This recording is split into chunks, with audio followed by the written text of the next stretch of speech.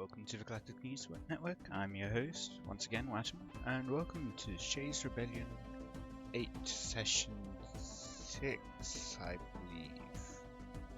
Yes. So yeah, we left off with the Dream of Silent Screams attacking the Sounding Continents. They lost their fleet here eventually, but they are, I believe, rebuilding to be able to attack the L-Gate system, terminal egress. In other news, we have the permanent Galactic custodian becoming potentially the Galactic Empire. In RP, we have a public announcement from the Blessed Concord of Harmony, saying they will be withdrawing from the Galactic community. Its descent into Imperial rule, the militarized nature of its new order has raised too many red flags.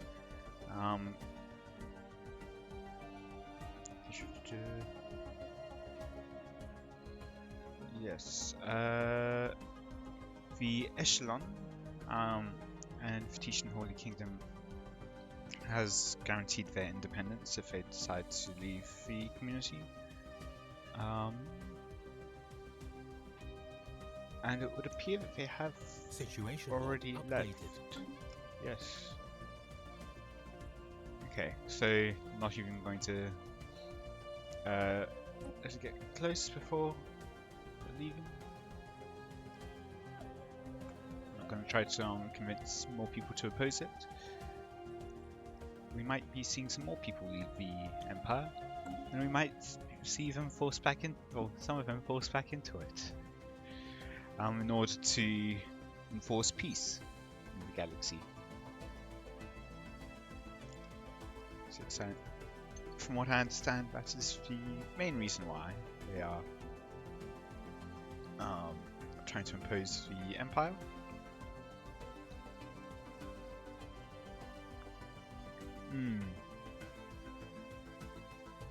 Yes. Situation log updated. There were a few ongoing wars. This one in particular. This one in particular, I mean.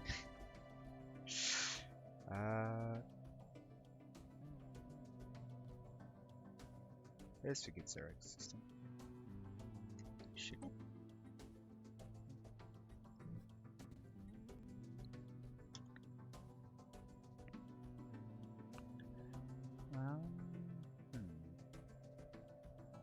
So that's at war. Alpha Resistance is in war right against the Segi Guardians. Arcanist is once again at war with Stronians. This time it's just the Stronians who are the defenders. Yeah, it doesn't look like it's going well for the Australians. Situation log Yeah, only updated. 4.7k fleet power, weren't able to really build up Station since under attack. during the troops. Especially with the the AI. Both of them are AI. Oh dear.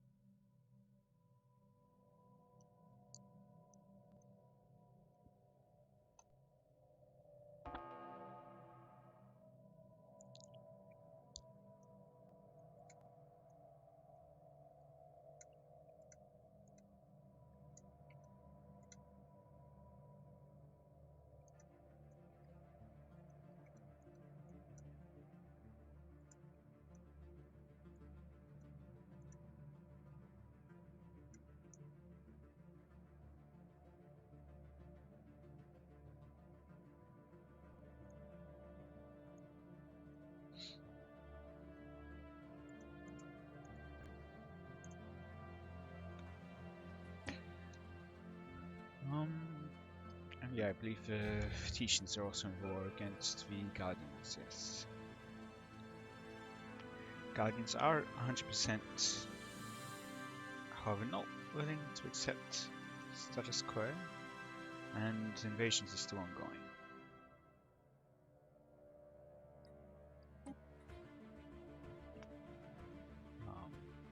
Yes. So this system hasn't been. Oh, this is our existing system. No, it's occupied by the other systems. So there's just a couple of systems which are independent. In terms of planets, this one's occupied. Actually, I can switch over to the Guardians. Only 2 planets left. Both of them are building armies.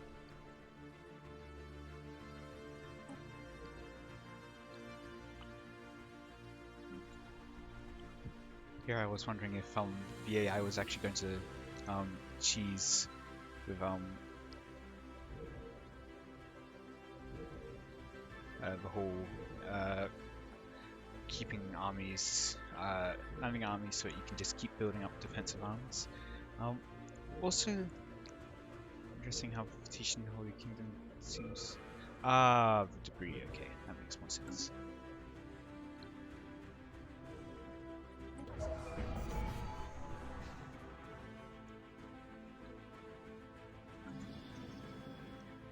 Invasion ongoing. And basically done. Ooh, 5,000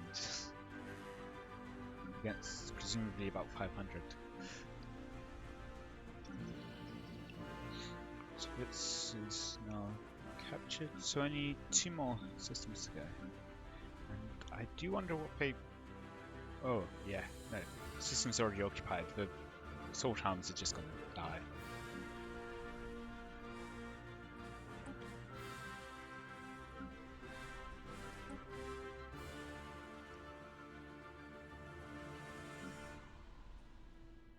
Hostile station engaged. Yep.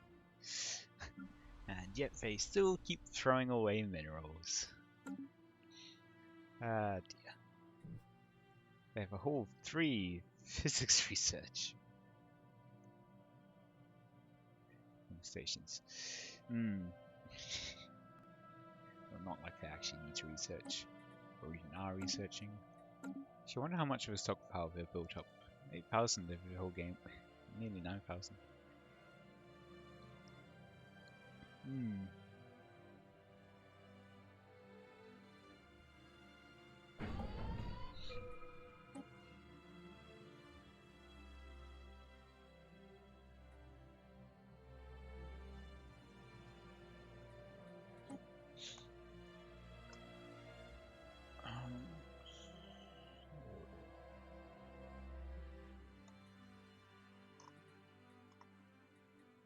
The AI will have to oh,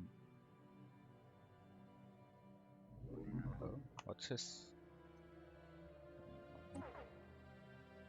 No, it's just sitting here. Okay.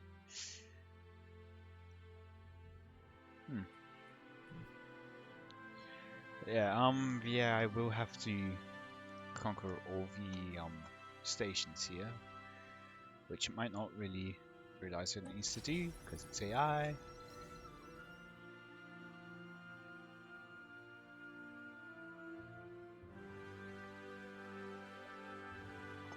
How much armor does humankind have? Like 1.2k. So it'll probably be somewhat slow going through. They can't just fully overwhelm, they'll need to keep building up their armies, which they do not appear to be doing. To be able to keep reinforcing all the stations here.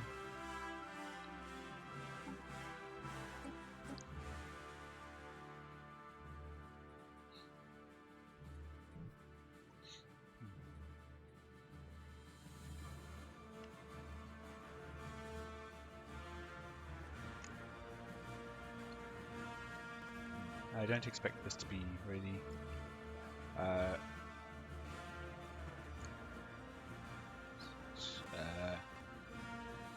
any real upset here, because at any point they could just yeah, once you've got the custodian on your side, it can be fairly easy to overturn mixed results. Because let's say it's at 50%, you just need to get slightly above 50% and then get the custodian to end the session. It's a contested result.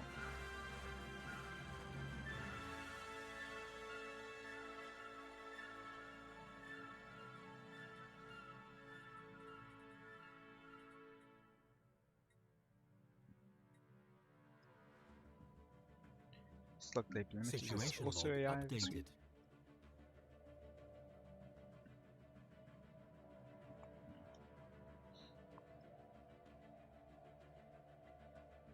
So while the Sunny Constance isn't technically at war, they are hostile with the Dream Silent Screams, because they have gone into their they have discovered the nanite secret.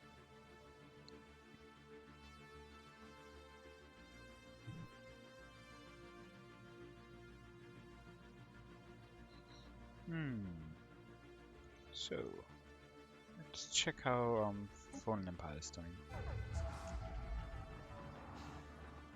Nearly up to. They have no intention of surrendering.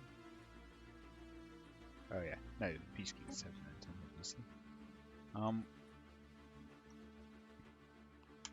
Yeah, let's see. How many planets are left? 1, see. I feel like that's a smaller army than before. Actually, I think that's a different army because I remember there being a different general. And just one more planet left. And then they will be gone.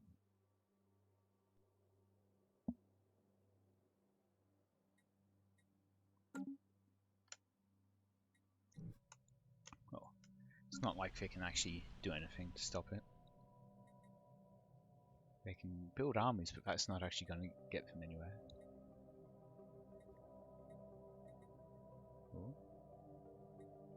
Ooh. It has happened. We have the Galactic Empire now.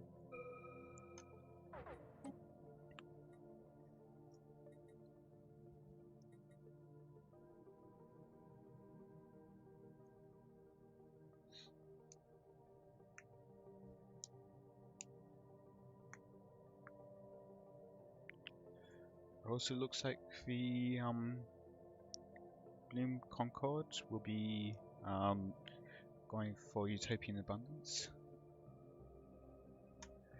But yes, Empirical is the Galactic Emperor.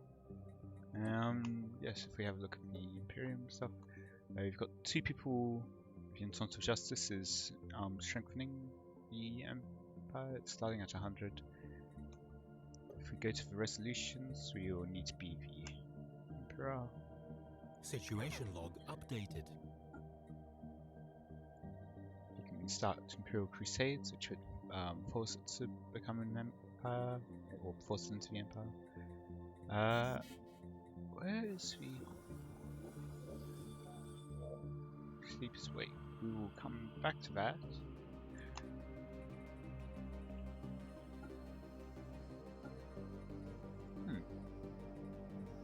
Maybe it will only show up once we get the required Imperial authority.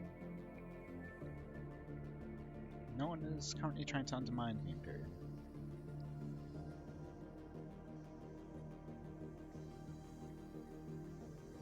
So yeah, the council remains the same, at least for now. There we go, now we can see some stuff. So later on it can be changed to by appointment or by advancement, or it could be abolished.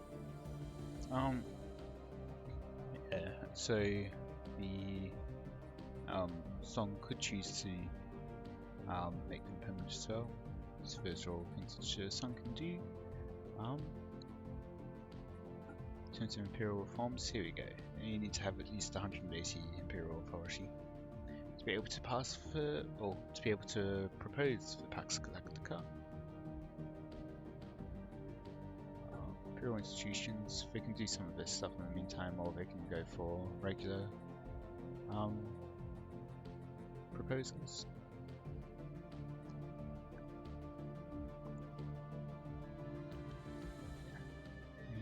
They might be interested in making an Imperial Armada to defend the Empire. Already up to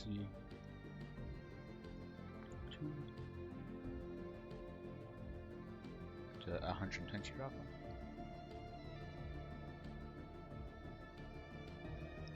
But yes, if we go to the Sleepers Awake, this is the other fallen empire, it's the regulators, and they have awoken.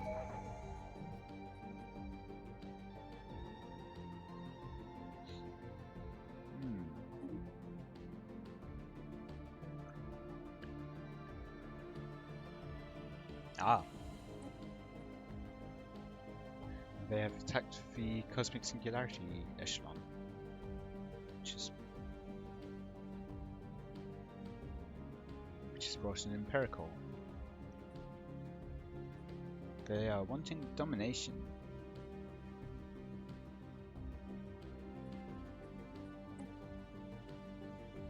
So, since we have over 100 authority, all the member states would join the Empire.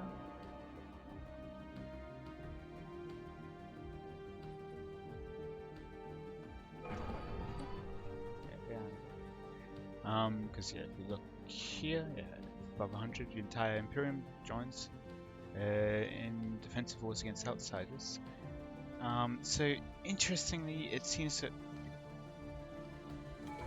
it doesn't pull in the whole Empire though, if they attack someone else apart from the Emperor.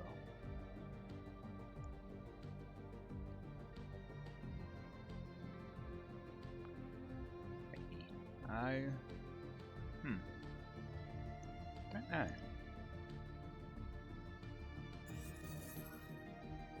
The end of the Silky Guardians. So yes, they have succeeded now in taking out Silky Guardians.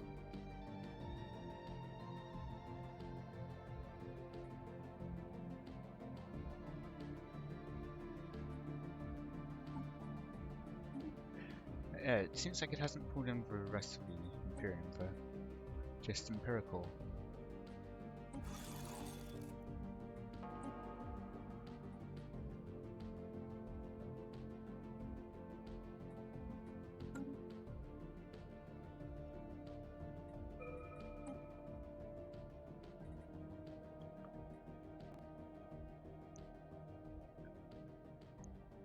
Meanwhile, they're probably if they have poor relations or something beforehand. I'm wondering what's kicked this war off. Ooh, do you have some people undermining the Imperium? So the authority will decrease slowly. Do you want to? That is, but I would like to find out what this is about.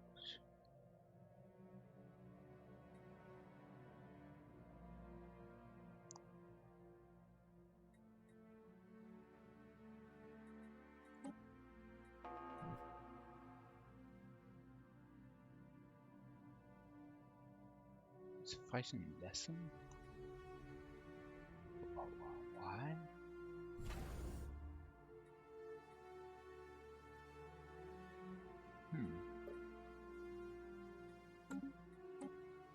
That is bizarre. Perhaps this had been formerly Cosmic Singularity Echelon? That's all I can really guess. Also, these are the robot ones. They have materialist ones. Just wondering why they would attack the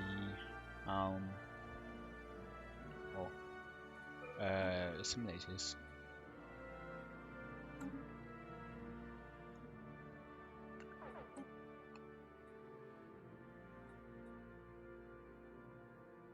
So yeah, we do get to see who's strengthening, and okay, we do get to see who's undermining it, the adherents of the goddess. What?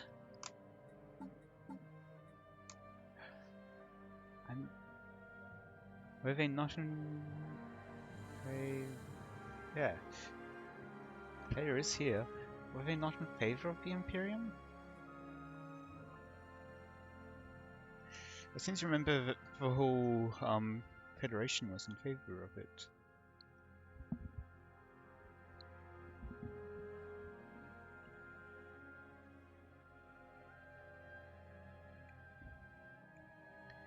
And there's a statement from the Fatician Holy Kingdom saying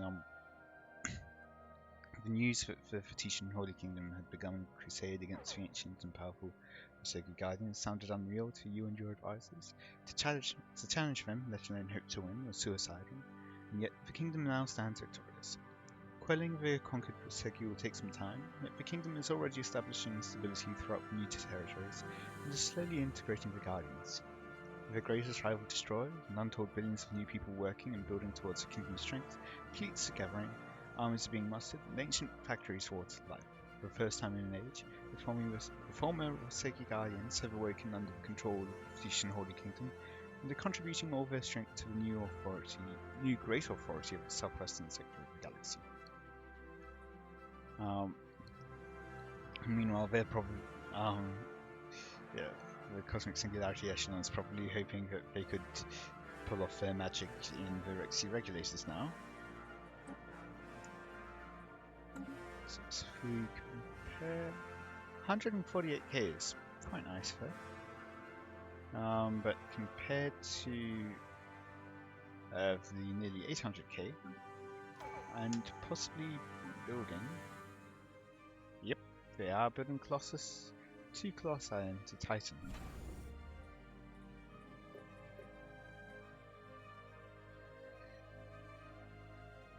Have a look at their Colossus design. We cannot. Well, that's unfortunate. Do they have Colossus?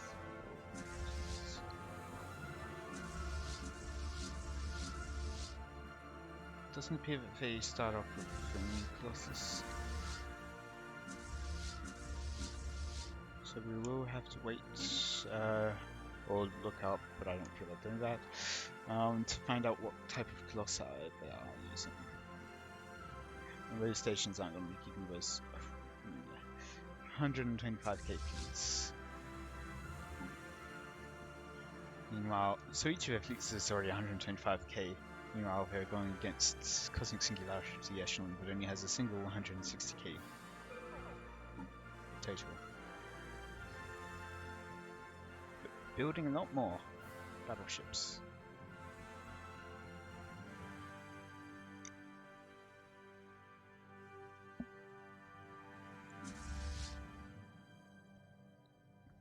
So a full fleet for Cosmic Singularity Echelon is only 54k.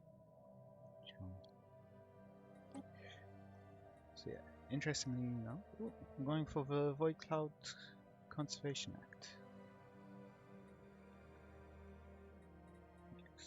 One day. There we go. Appearance of the goddess, so very much close to it. Yeah, so I know Cosmic Singularity Echelon, they see the void clouds as their kind of progenitors, I believe, something along those lines. Which is why they have been very much trying to protect them this whole time. And when they found out that another nation was attacking void clouds, I believe they fought a war over it, or at least had a stance against it.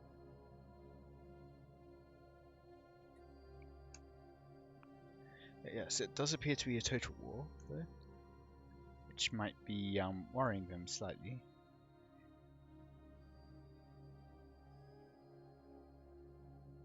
It's definitely not a war that you want to be in unprepared.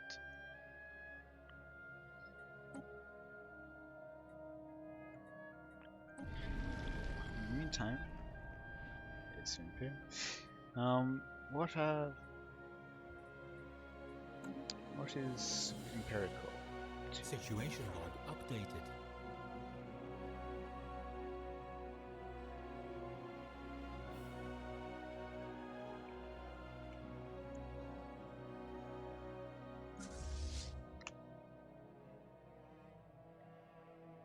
Most of their fleets just appear to be sleeping.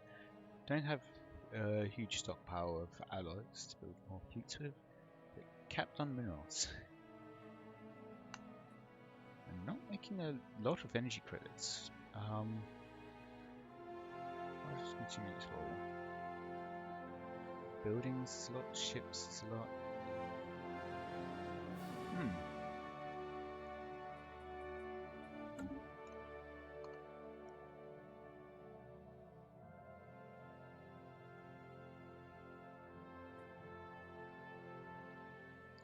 So the monthly trades with another empire. What are they? Are they just maybe they're giving away strategic good?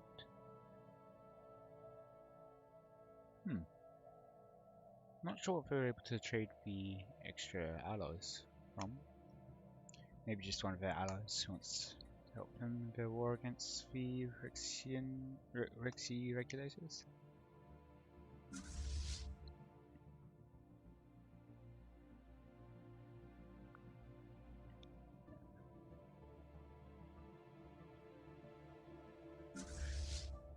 So they seem to be somewhat old ships mostly. These could be upgraded, set, terraforming, but no, they don't appear to be building these ships either. We've got a couple of systems that aren't connected to the trade network. One of them I'm guessing will be, yep, this one. This one. Where is this? This could be connected, but yeah. How much trade are they missing out on that one?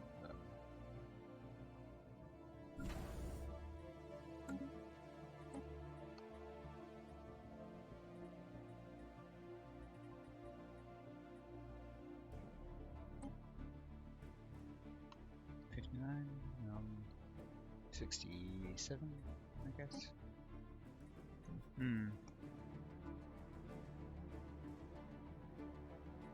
Oh, they lost all their branch offices, it seems. Ooh, that's rough. So just because they're the Emperor now, they don't get branch offices? Ooh.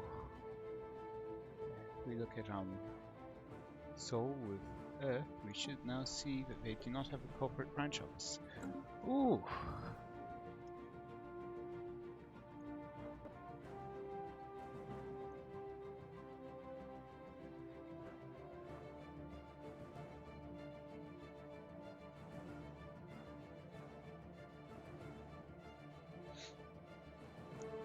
And it appears that the Vegetarian Star Alliance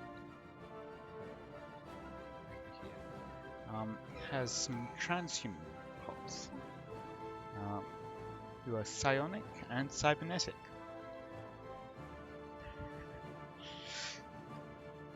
And erudite. Oh.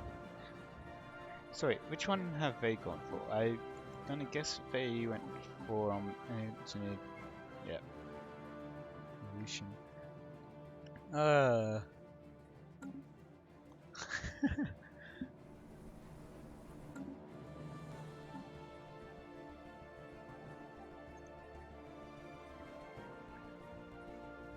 So the transhumans have received all of the, or at least partially received all of the all three of the what are they called? Ascension codes.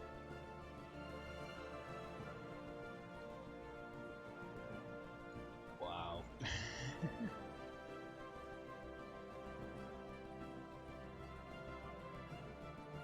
believe Robust is also one of these special ones. From being the bioengineer tree. There should also be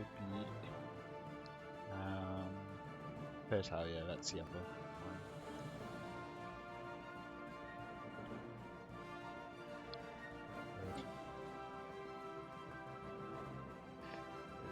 Don't quite have enough trait points though to add it. Yeah, I mean, I guess I could get rid of conservation and put in fertile as well. But yes, in any case, that's the transhumans fair. Most people are in favour of the Void Cloud Conservation Act.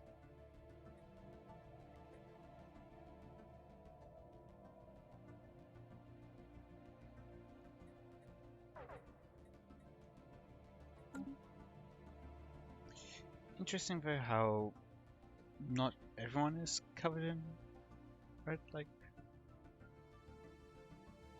for being in the Empire. I thought they would be.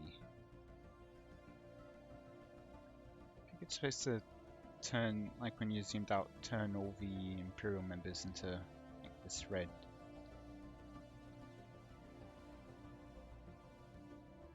In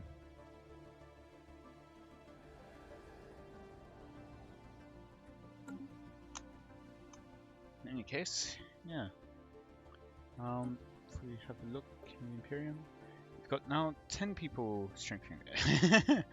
The adherents of the goddess have decided to switch over to now strengthening the Imperium. So back up, so it's at +1 per month now.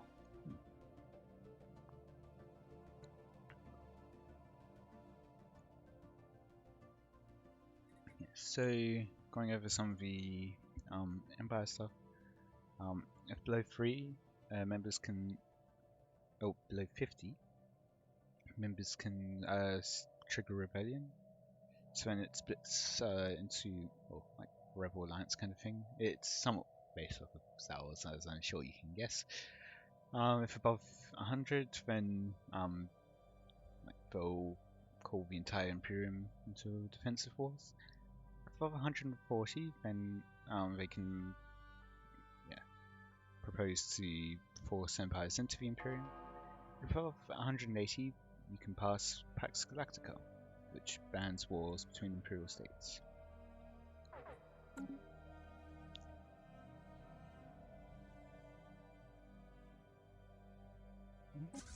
Where are the hostile fleets? Ah, they are attacking. Yeah. And here is here. Huh. Since most of their navies are away from their capital, is perhaps a good time to strike. Unfortunately for Cosmic Singularity Echelon having to bear the brunt of it for now, they will be able to retake the systems later. Although, okay, yeah, I think because they're simulators, they don't get the forced what are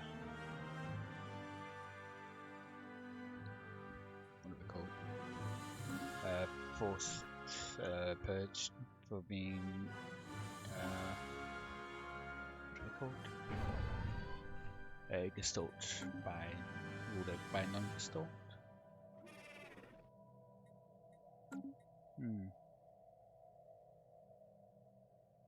Or it might have been that they do, but these pops were already there. Not the main pop.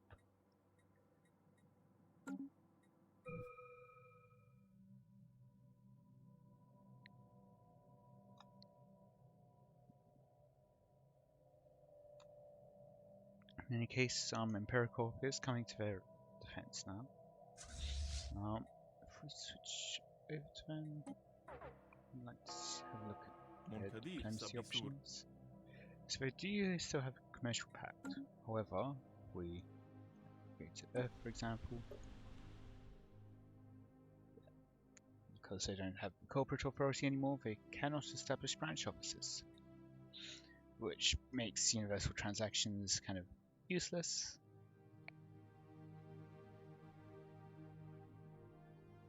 Wait. Because of distance. That increases the cost. Yeah, that is going to be a real big hit for economy. And if we have a look at their civics, they've got free traders, gospel of masses, public relations specialists, and corporate sovereign.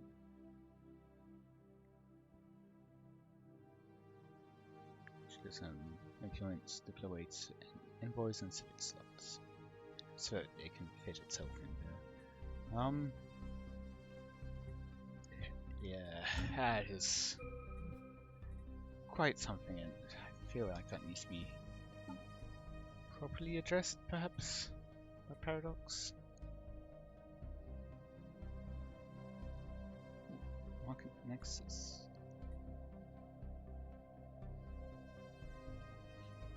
Oh. They host Galactic Market Station? The High Fort Slot Labor had that. Well, I don't know where Slot Labor's capital is anymore.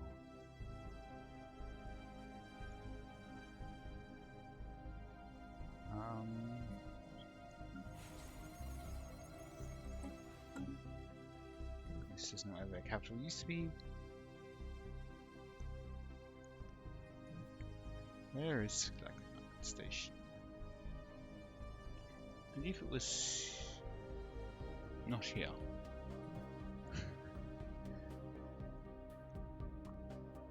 Here, yes. Okay, so yeah, it seems to have been moved to Empirical. I'm going to guess in the capital system. Yep, there it is.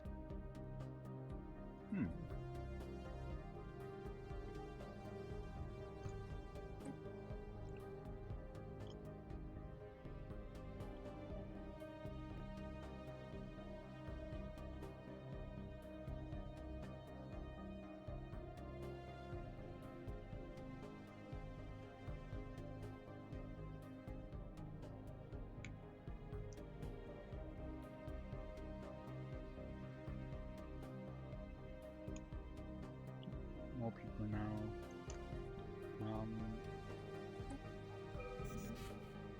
Strengthening. I believe Fictitious Kingdom is now also strengthening. Yes, I'm pretty sure that they are proposing to declare Rixie Regulators a crisis to pull the rest of the galaxy in against them to help this war, which they probably can't really handle by themselves. But not enough people are trying to push for it. In Fictitious Holy Kingdom, the adherents of Goddess trying to help the Cosmic Singularity Echelon here.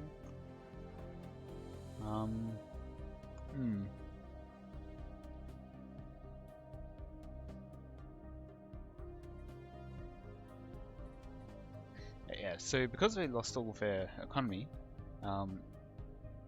they are massively reduced in diplo weight.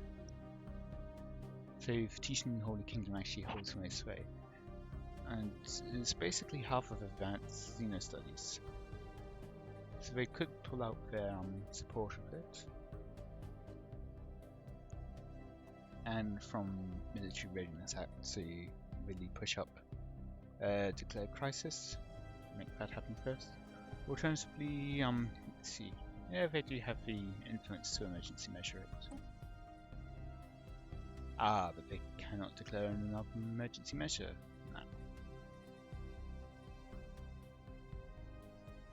No.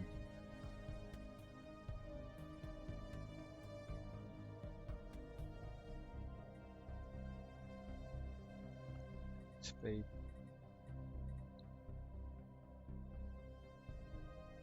basically have to wait for the whole cooldown anyway, so might as well just vote it up, which can easily be done if Fictitious Holy Kingdom temporarily drops their support for military readiness act and advancing their studies.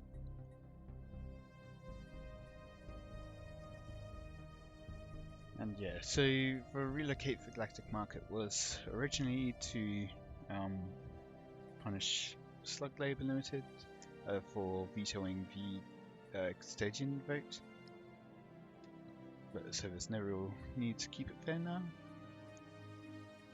as it's already been removed from them. Oh, their capital was removed from them.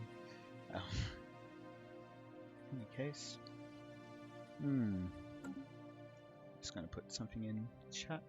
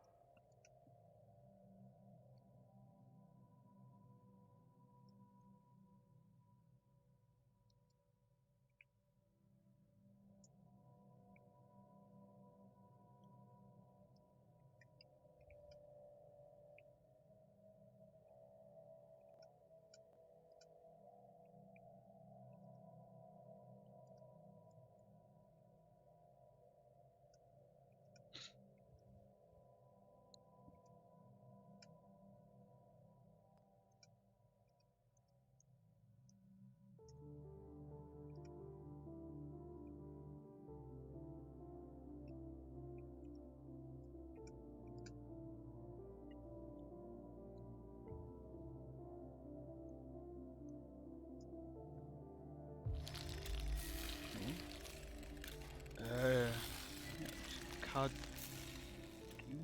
Yep, have embraced cybernetics. Let's have a look at the lockship designer list.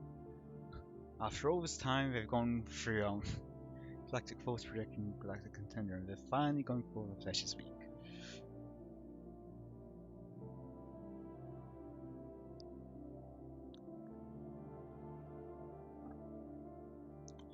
Maybe let's get themselves some extra Diplo weight. Because I don't exactly see them attacking a fallen empire anytime soon with their 30k fleets. Less than 30k fleets. So yep, I'm gonna go ahead and say that that was for the weight. Seems a bit odd, but oh well.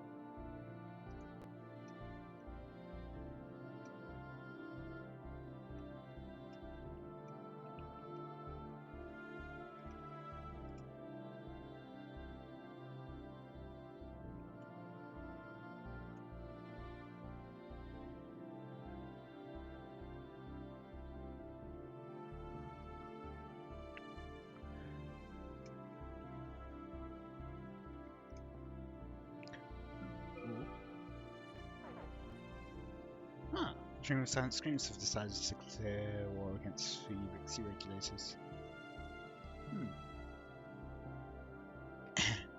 Possibly to get the territory for themselves before anyone else can interfere. That would be my guess at least.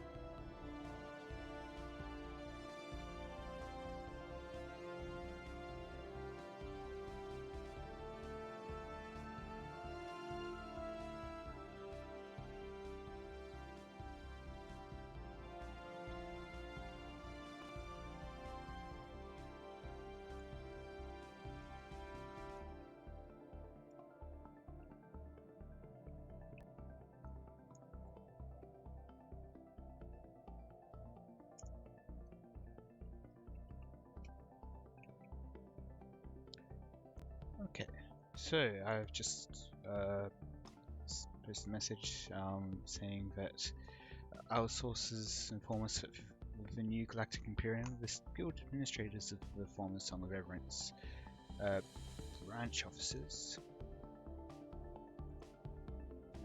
have been swamped with paperwork and other administrative needs of New Imperial, and as such they have been recalled to Imperial space. And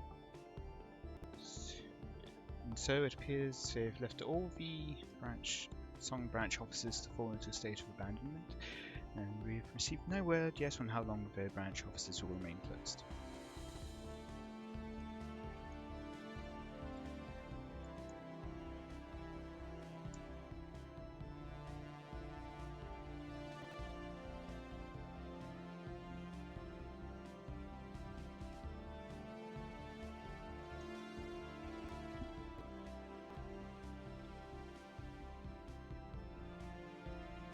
Hostile fleet engaged.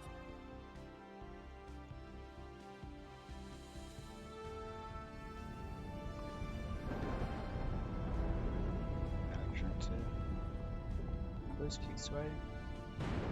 There's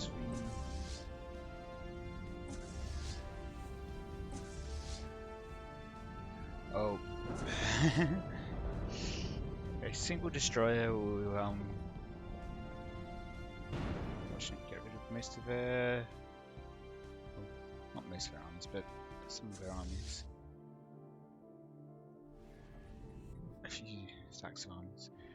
They are trying to retreat this fleet, and it appears they will be able to.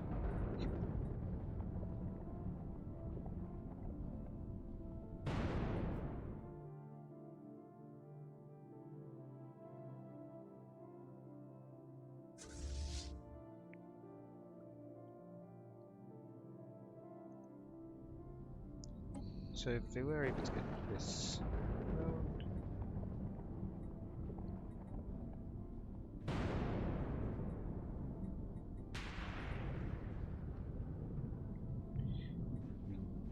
then you really get to yeah, I'm really getting the Sky Dome for extra housing and amenities, and the Affluent Center, which will produce consumer goods that they don't need, as well as more civilian industries, creating more civilian goods that we don't need. I wonder.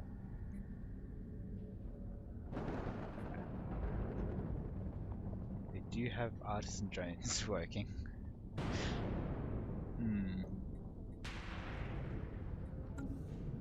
So yes, not especially useful.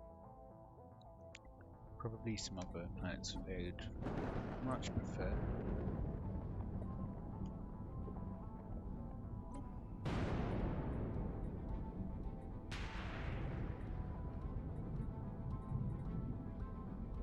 Sky Dome there, but that's it.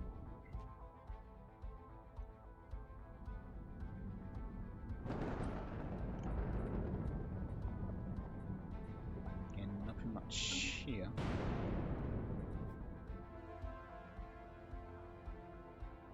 Yeah, that's all right. If we switch over to the Situation regulators, we can have a look at the situation.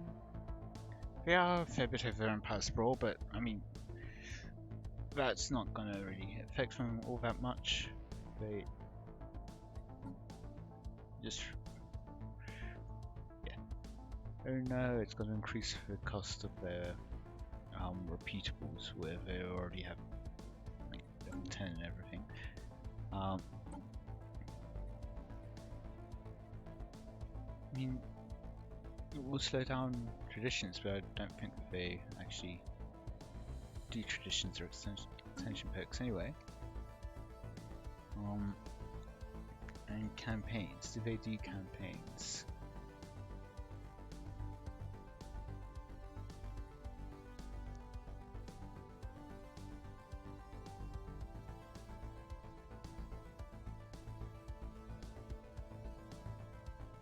Okay. Yeah.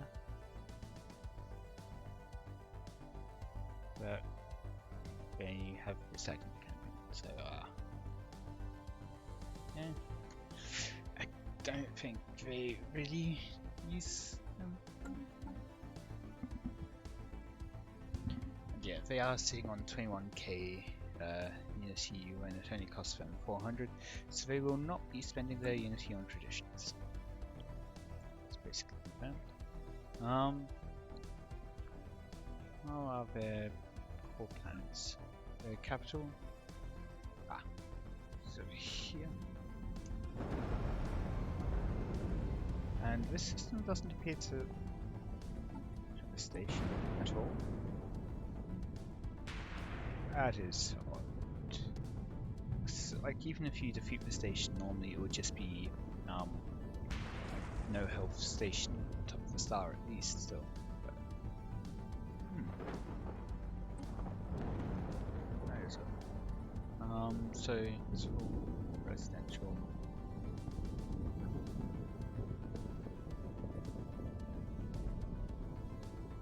Oh, what? Huh. So the Vegas complexes apparently don't have the FTO on their business. Yeah, some management centers, some nourishment centers. The singularity is nice, as is the dimensional fabricator. Having two of those is nice, and the auto forges aren't bad per se. It does give you 50 alloys by itself.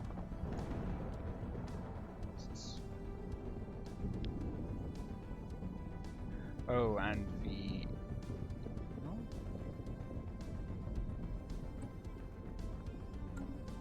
Let's give him the extra alloys.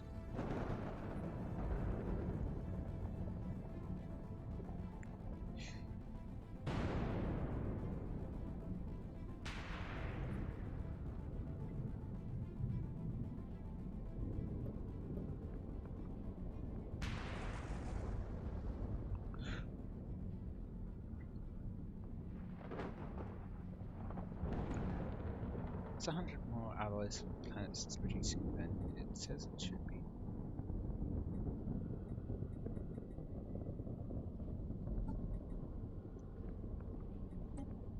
Situation log updated. Here it is, yeah, Empire Base, okay. So yeah, that won't be inherited. So the Empire Base stuff won't be inherited by the player. However, they will get the buildings. That is still 250 energy, although actually 0 energy because of upkeep. Perhaps even losing some energy because of having to upkeep the pops. Then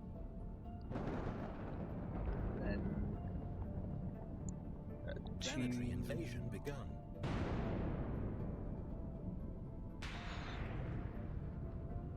So the net of 50 minerals, which is nice. Some food which will be used by a lot of the pops. 50 alloys. Some consumer goods which will be used by pops. And 4 of most strategic resources. So getting 4 very strategic resources of each type is quite nice.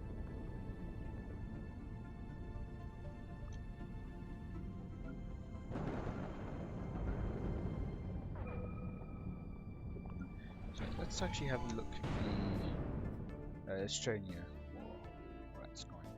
If we have a look at Rose, let's see. Yeah, we've only got a couple of habitats left to invade. It's just 103 garrison, 105 garrison. Where are their armies? They are building more armies. So we've got one army here going to another system. Oh no, they're just following the fleet. And this one here, back in Seoul, which doesn't have any orders, probably because it's building. As you can see, they are building armies on all of their worlds.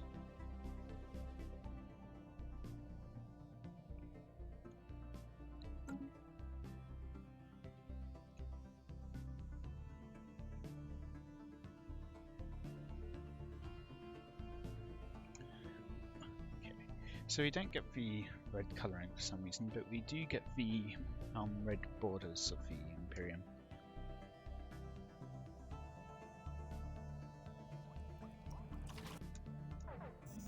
So, sub-labour is not in the Imperium, so nor the Citizens Collective Concord.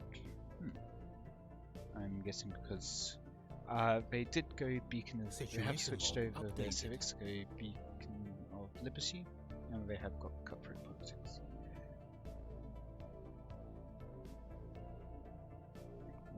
Right. For sure. You can see that most of the others are the Empire, except from Australian and Dream of Silent Screams, the ones that she covered earlier.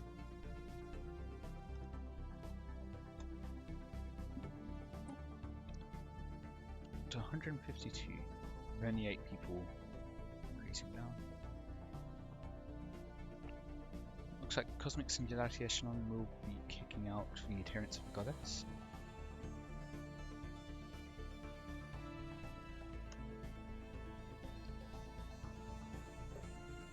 And yeah, they are voting to declare Rixie Regulators a crisis.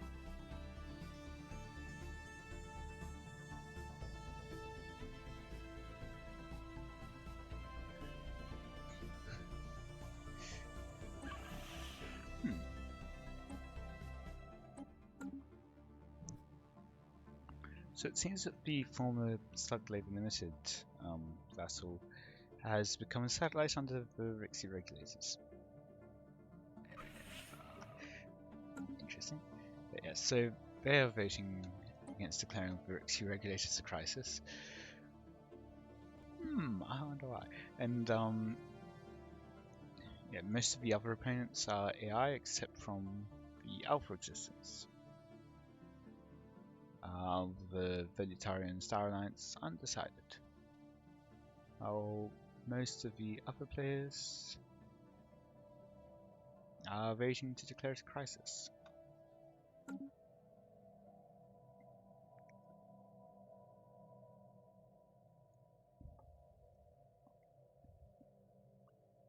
Have a look for see what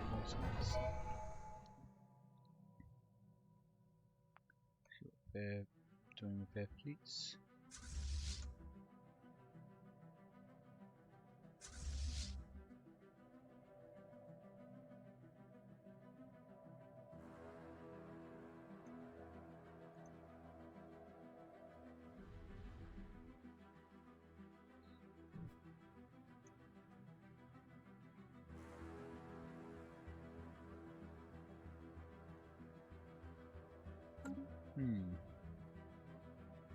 So they are moving up.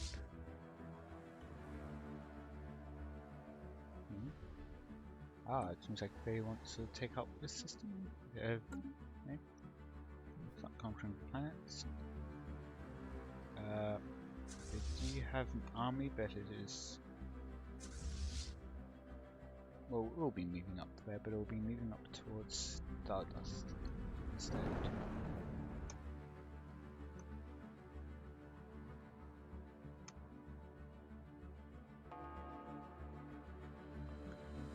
Fleets in the core lands though are rather weak. Only one of real nations with 36,000, but it's outnumbered already by the Dream of Silent Screams. Got this.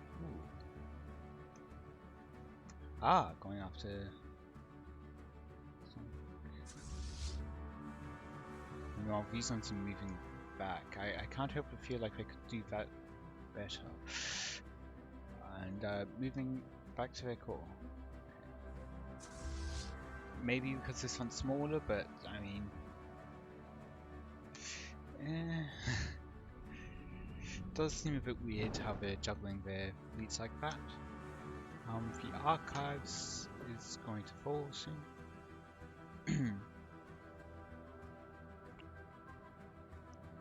Which will be producing some science.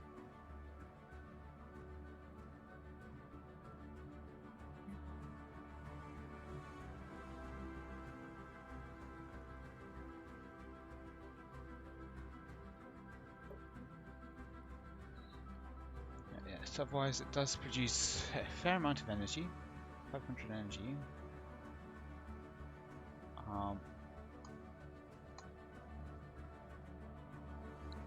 Got a single dimensional fabricator, some nourishment centers, affluent center, which is the best, and an Aegis complex to defend it with a sky dome. Yes, their army is rapidly falling over, so the archivists will be.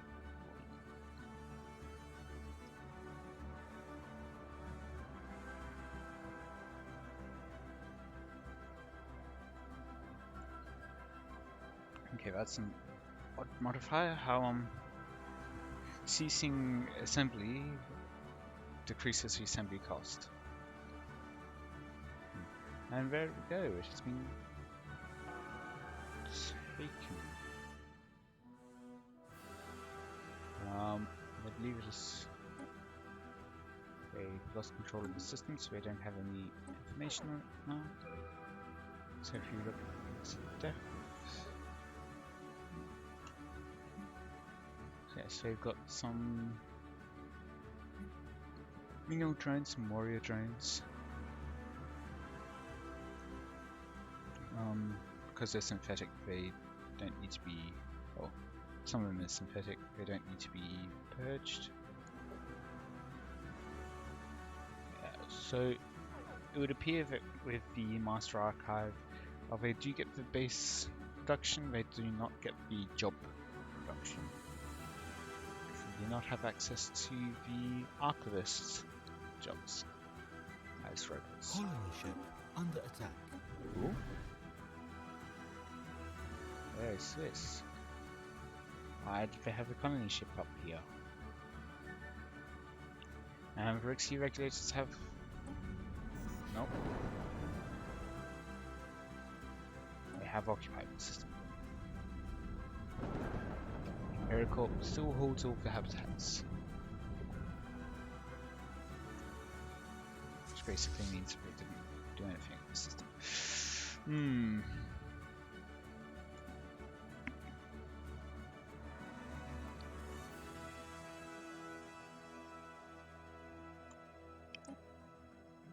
Something new is being proposed.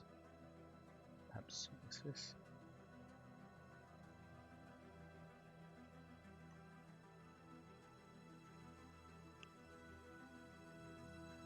So shouldn't be too long now before they'll be able to end the session early, and so everyone will be declaring war against the Rixie regulators. Oh, nearly everyone. Everyone except from Australian, Blessed Concord, and Slug Labor Limited will be at war with, and the Sun continents.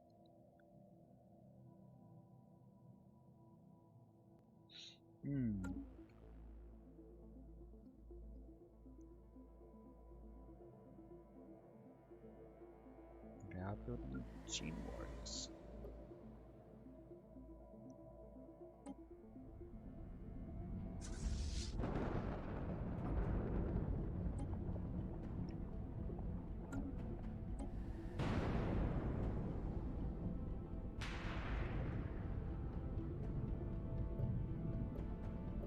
It's hard to tell which one's which.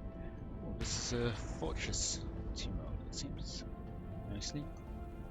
Several strongholds. They don't have the actual starting experience build for the soldiers. They've just got a lot of defensive armies.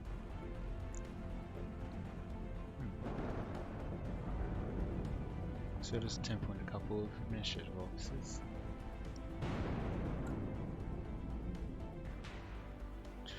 they spying? Just like loading into it. Or maybe not. Spying, but losing intel on.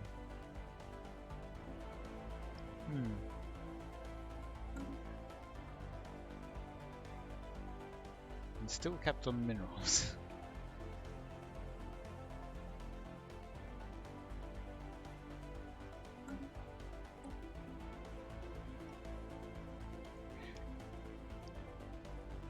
Yes, earlier on, Tom, there was the Entente of Justice transmission from an unknown source. Attention to all associated with the Entente. Here he speaks to you as the Prince of Sombrea, legitimate of the Crown. We have come to warn that the Entente has come to an end, that we will now take full control of the Council. We no longer need Vikiros to be responsible for our rise to the galaxy. Now that the Galactic Empire is forming, our forces are currently overcoming the resistance of the old Entente and Talix. They are fighting a war they never had a chance to win, proving to be weak since their inception as the peacemakers of the galaxy. We are known as the Black Angels. We are here to serve as the fervent sword of justice. We will no longer depend on other nations for our endeavours. We will now be a sovereign and fearless nation. We were sent as the defenders of the ancient cause that brought us here, to avenge our benefactors who were extinct years ago, seeking to end all those who prove unworthy of serving a greater cause. We will adopt all those who are ready to join our cause. This time, too, we will not be afraid to use our sword as a tool of justice. Our forces will not be stopped from punishing those who have committed crimes or sins against the galaxy. Glorious be the Imperium, and may the blade of justice punish the unworthy. This is the time to purge the weak. So they are probably in favour of the Military Readiness Act. In fact, it appears that they proposed it.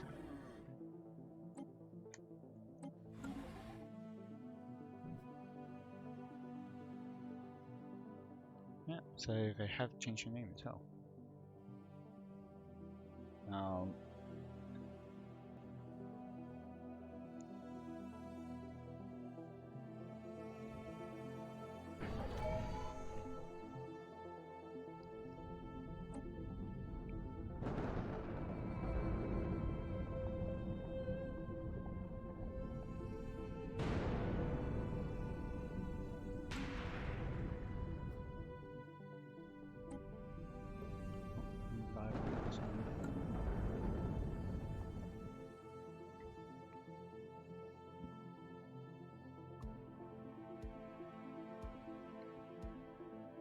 where are the Scream armies? There they are. Yeah, like they aren't really capable of sieging this at the moment, so I'm a bit confused why they aren't at least bombarding. Okay, they are preparing.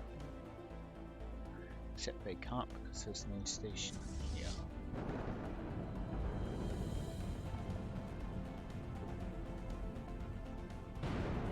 That is odd.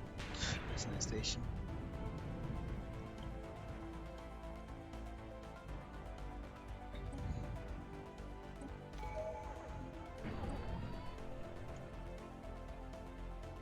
They do appear to be still pushing further into the Cosmic Singularity Ocean.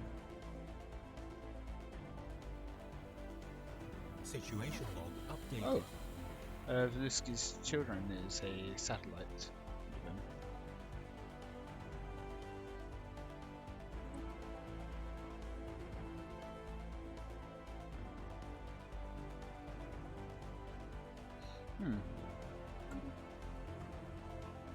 Which might not be something the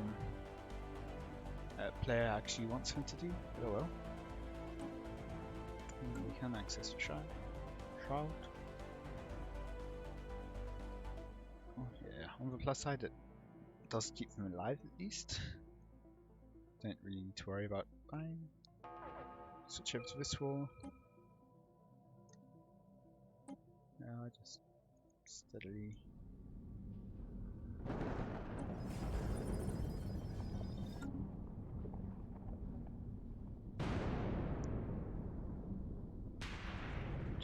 actually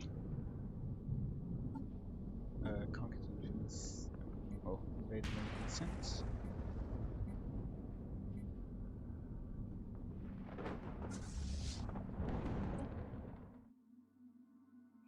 But we can probably tell if we actually switch over to the Australian Empire and have a look at their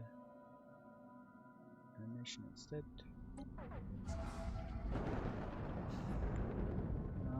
Just maybe two stations remain, and then they will be wiped out.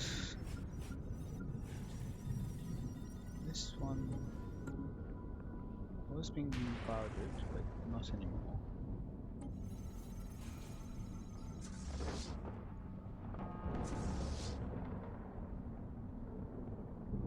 Instead, but no, they are moving back, but I guess because they're seeing, oh, we only have 30 armies, 30 strength army here, well, we can't really invade, so let's retreat. Yeah, just moving backwards and forwards. Not quite sure what to do. That is AI for you. Yep. I'll just flip flop.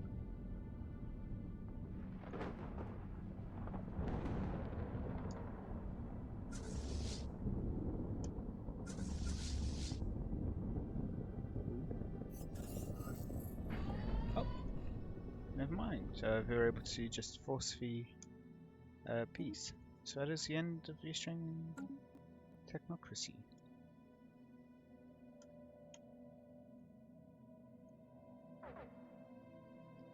And there is a tech cap. There was apparently a tech cap last session that I just didn't know about. Tech cap this session is 2.5k.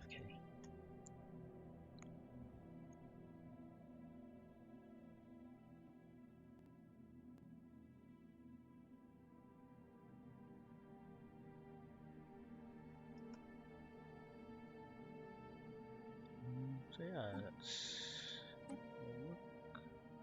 Situation log updated.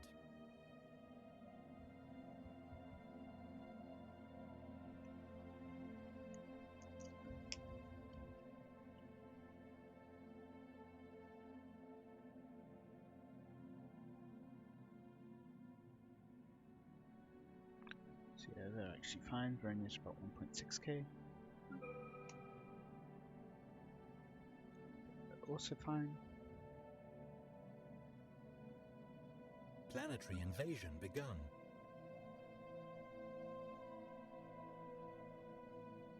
Oops, I didn't put the right number. I put 9.6 instead of 906. They are slightly over. I will let them know.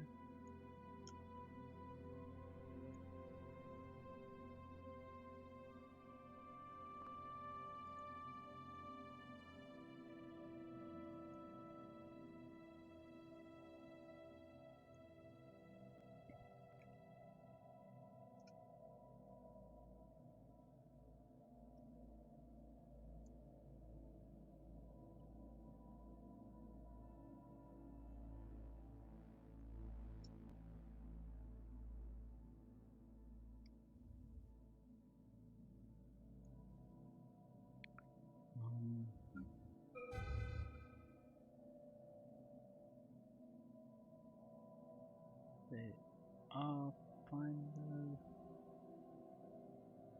Yeah, like roughly 2.2k.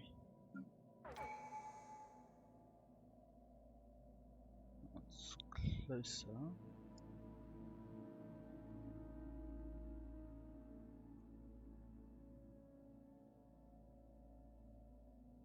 But only 2.3k. Situation log updated. Situation log updated. Situation log updated. It's fairly similar, but for a second I thought it hadn't actually been changed. Situation log updated. Yeah, that's fine. That's about 2K. Situation log updated. Situation log updated. Situation log updated. Still have people that aren't even at 1K research yet. Situation log updated.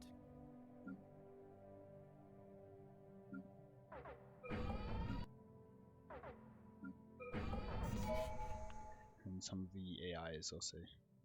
Situation log updated. Though the sound constants doesn't really count, let's be honest. They already have all the tech they need. They're special empire.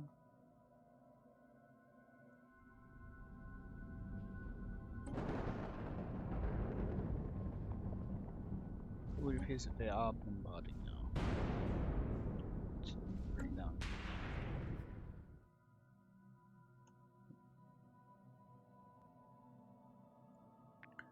Okay, it seems like we've got a interview proposal.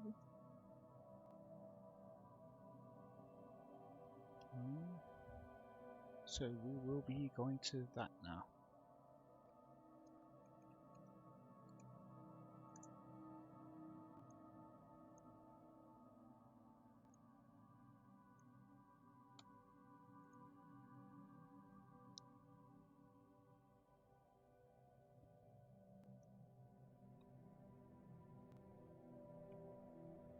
Greetings, Galactic News Network. Greetings, Phoenician Holy Kingdom. Yes, so, Galactic Imperium, that's happened. Yeah, nothing too much has happened so far besides that, but the Song of Reverence is now the Emperor of the Galaxy, or at the very least, the member states of the Empire. Yep. I see you are slowly working on getting up to 180 Imperial authority in order to pass. Situation log updated. We also noticed there was a brief while where the adherents of the goddess were actually undermining the Imperium. Oh yeah, that was a diplomatic mistake. Somewhere there is a miscommunication with between their leaders and their diplomatic parties. They were instructed to support the Imperium, but somewhere a mistranslation or something caused them to undermine it. That has since been fixed. Yeah. And you're currently proposing to declare Rixie regulators a crisis. Yeah. So around the time that the kingdom was finishing destroying the Guardians and absorbing them, they woke up and they immediately declared war upon the singular echelon, and they are still fighting for their independence. It's a total war, so if they can't surrender, so we're proposing this, and we use our emergency measure to get it onto the Senate floor, so that we can hopefully get the entire galaxy to help them out. It was emergency measure, was it? Yeah, the kingdom used its emergency measures Oh, to okay, you used your emergency accomplish measure, that. Yes. I was just looking at the Imperium emergency measure and I saw that it was on cooldown for basically until the recess was over anyway. I forgot that council members also still have their emergency measures. Yeah, we've retained some of our powers. Not as many as the Emperor itself, but we still have some power. Speaking of retaining power, you are now by far the most influential on the council, even more influential than the Emperor themselves. I mean, that doesn't really mean much since there's like 4 people who are more influential than the Emperor. Yes, however, there's being more influential than the Emperor, then there's being nearly 4 times as influential as the Emperor. Yeah, I mean, the boosts that we got, it took us a while to actually convince and integrate the Guardians, but now that we've done that, they are contributing all of their power to our cause, and so we've been able to massively build up our fleets as a result. Is there currently any plans to create an Imperial Armada after proposing the Pax Galactica? Right now, we will probably not support that, simply because we'd rather be in control of our own fleets. Mm-hmm. Yeah. Okay. It would take a lot of politics and finagling for the Song of Reverence to actually convince us that that's a good thing for us. Oh, and I see that everyone is now at war, so yes, the crisis has been declared. So I assume you'll be sending your fleets to help out? Yes, right now they're in port upgrading. We unlocked a lot of new technology related to dark matter, but it's taken us a while to actually upgrade our fleets because we don't actually have that much. Yep. But we were able to secure some from the Echelon with the trade deal recently, so we have plenty to upgrade our fleets. It's just going to take a while, that's all. Yeah. Alright, yes, one advantage of the Imperial Armada is that it doesn't have a fleet capacity, which allows you to put something like, I believe it's 1,600 naval capacity into a single fleet if you go for the full upgrade. To that, or it's 800, I forget, which can let you have about 700,000 strong fleet. Situation log updated. Yeah, it's definitely a lot of power to wield. And it's not that we don't trust the Song of Reverence to wield it. It's more so that, like, we have the capacity to support more ships, so why should we build them towards a fleet we won't control when we can build those ships towards a fleet we will control? If the Pax Galactica was passed, there would be less worry with the Song of Reverence, or Imperial of misusing the fleet, since they would only be able to use it against a select few members of the galaxy. So would that perhaps allow you to reconsider it later on? Yeah, later on we'll definitely reconsider it at some point. Okay. And perhaps if there is some crisis which suddenly requires its need. I mean, as it stands right now, the kingdom is fine with addressing crises of the galaxy with its own fleet and with the help of other nations. So far, there hasn't been a big enough crisis to convince Really us that's merit it. necessary. Yes. Also, all the former Song of Reverence branch offices within your space have been closed down, and all the Song of Reverence branch office administrators have been pulled back to Imperial. Has this influenced your nation in any way? Not too much. We didn't really have that many branch offices to begin with. The most influential one was in our capital, but that hasn't hurt us too much. It was around the same time that we were conquering the Wasiji Guardians, so So that I allowed mean, you to didn't really notice it that much. recoup some of the losses. Right. Thank you very much. Is there anything else you want to address? No, we just came here and wanted to see if you had any questions for us about the state of the galaxy. You're more than welcome to come on at any time and let anyone else know as well. Yeah, we definitely will. And if you ever need to ask us any questions, just ask and we'll definitely send a representative. Thank you very much. Right?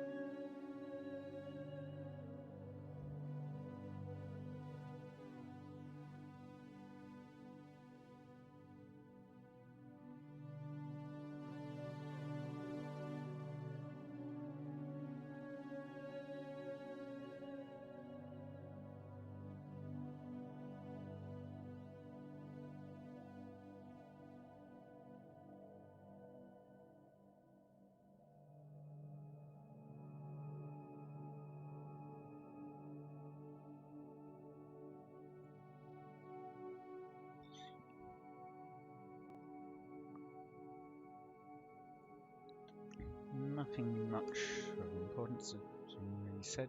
Oh, we are paused.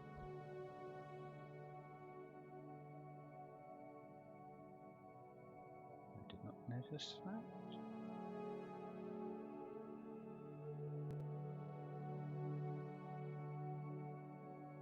I'll put in a cut here and find out what's going on. Right, we are back. Don't know what the pause was about, but yeah, there was some talk about how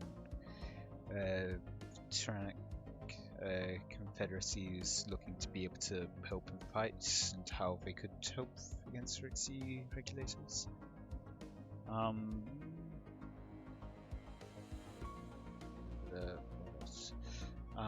And yeah, so yeah, there is a sub for Impericorp, and yeah, they didn't know that it would change their authority to Fanatic Authoritarian or remove all the branch officers. I'll admit I didn't know about the branch officers part, but I didn't know about the Authoritarian. So trying to figure out who's going to be responsible for telling BCAT that his nation's lost a lot of its, well, everything.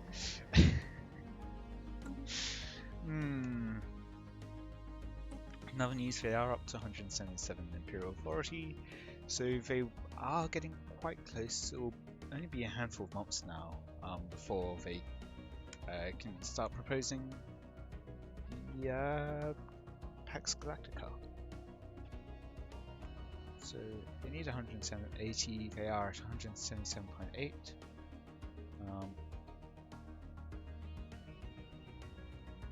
So 2.2 remaining divided by 0.8, which will be 3 months.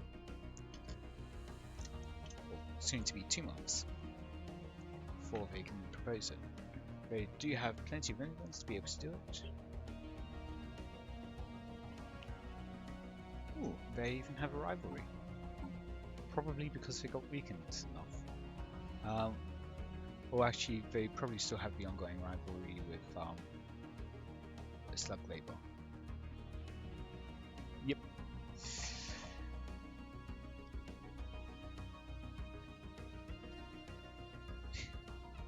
The AI is even harming relations.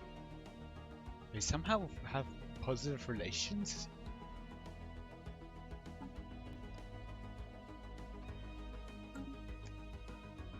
How?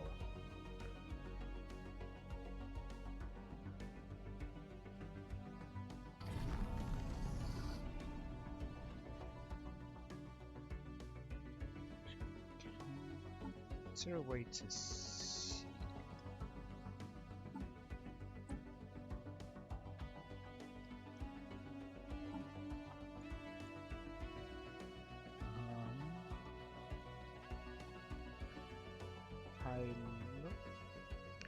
I want to see sort of how they changed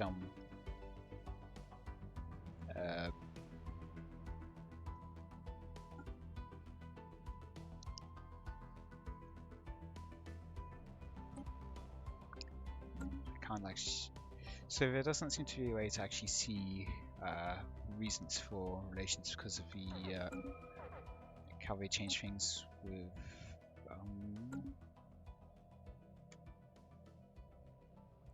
espionage. You don't actually get to see the cause of the relations. Despite being rivals, they do have neutral and actually even positive relations. Concerning Rixie regulators,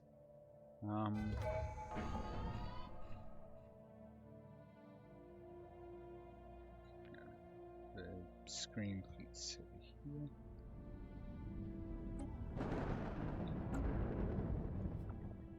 We have the council elections soonish.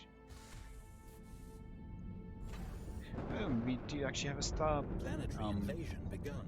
base here now. That's nice. So we're able to bring it up to 68 devastation, but weren't able to damage the garrisons too much, it appears, or at least they've repaired.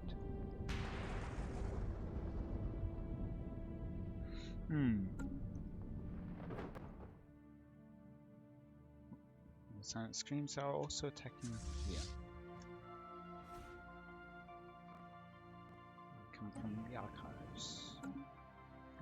slowly recovering. And that please isn't enough to really stop or do anything. Where are there other fleets? Construction ship under attack. So we only have one full large fleet left. This is over here. Presumably, yep. Bombarding. 100% devastation with no garrison left. That will be very quick.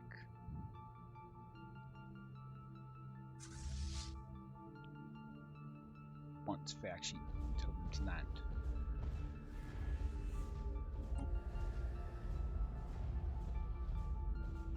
They will tell them to land, right?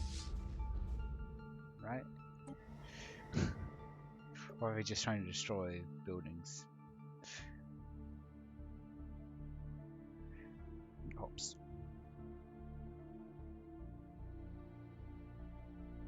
Does seem like they just want to genocide them. Planetary invasion. Oh, there we go. Invading with a single droid army. There we go. So, taken care of. There are 3 2 modes in this system.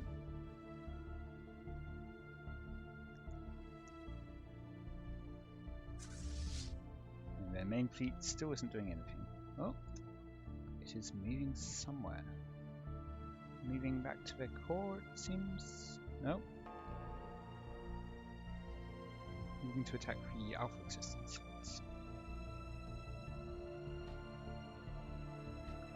Okay. Again, AI smart. The other fleets which are actually worth talking about. We've got one over here. It seems fighting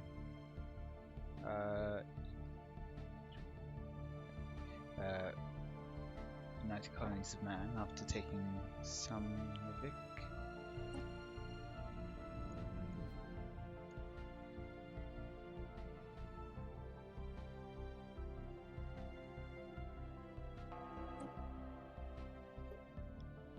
And it appears the adherents of the goddess were able to bring their triplet away up, but not up enough to beat the cosmic singularity echelon.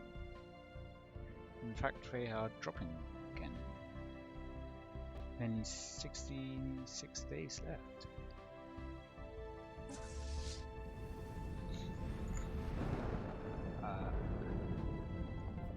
That's just a corvette. Ah, menacing corvette. So, ooh, which reminds me.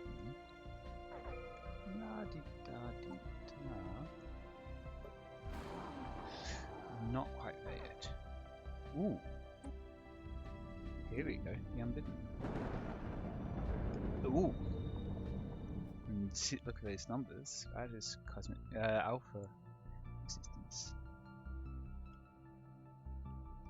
Yes, so they will need 25,000 menace, and they're at nearly 19,000. So if we observe for a second, so I'm guessing someone has jump drives. That is a 442k fleet. Now, if we look at the most powerful person in the galaxy, 2 most powerful people in the galaxy, neither of them has a fleet that can together, or that can by itself, defeat the main Unbidden Armada.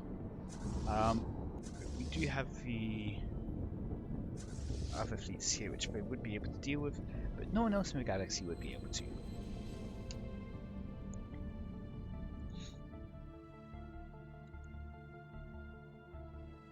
They are hostile to the Sun continent, so they won't be able to freely use the Gate.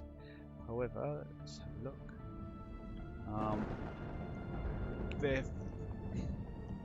Their main fleet definitely could break through the system though. Their secondary fleets probably could, since they'd be just attacking one at a time.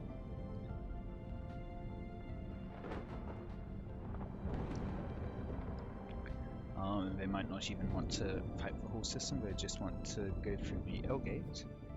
So, they probably can use the L gate, so people with L gate should be aware.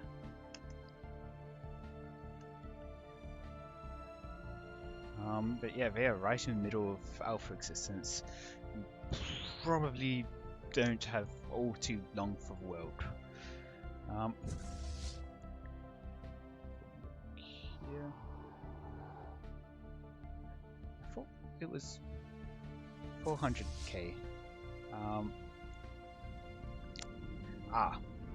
Shield nullification 100%. So remember how I said that by themselves they wouldn't be able to, but together they could? Oh, they have split their fleet, it seems. So never mind. They can now deal with this fleet by itself.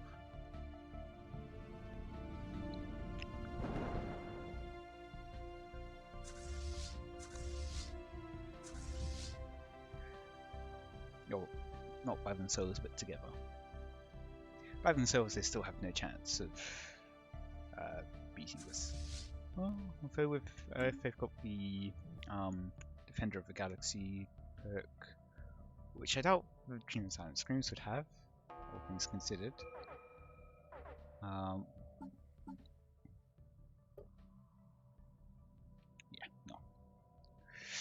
no. But if they build to counter them, they might have a chance. Invasion begun. For Teach and Holy Kingdom, I wouldn't be surprised if they have Defenders of the Galaxy. There we go, yeah. Defenders of the Galaxy.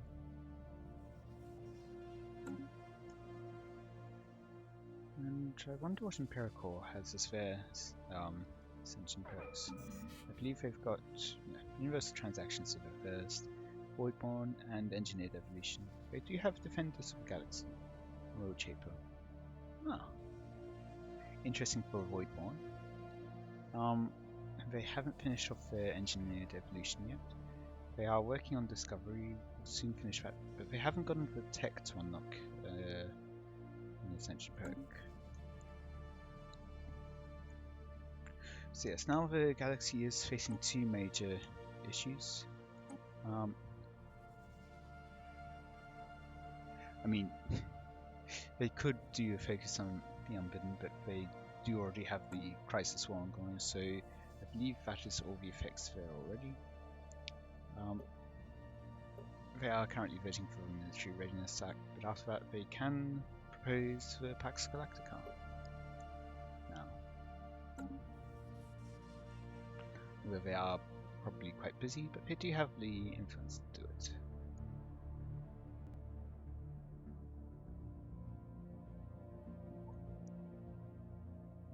Ooh, this will be Petition Holy Kingdom. Yes, they do know about that wormhole connection. However, they won't be able to do excessive amounts all by themselves. Fortunately, it does look like the 400k is just going to be sitting there for a while. This 200k is also not doing anything.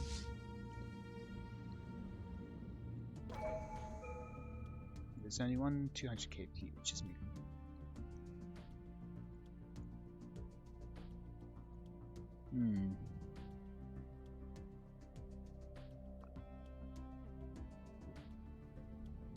Situation log. Nice colonies, man. AI, what are you doing?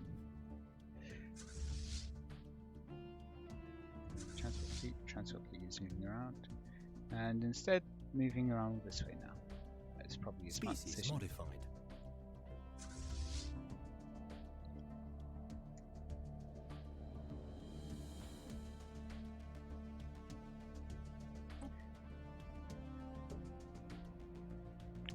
Only the Lozavata Star Confederation is against the True Readiness Act. Note though that it was the Black Angel Initiative that proposed it, and it is their Protectorate that is against it. And only their Protectorate that is against it.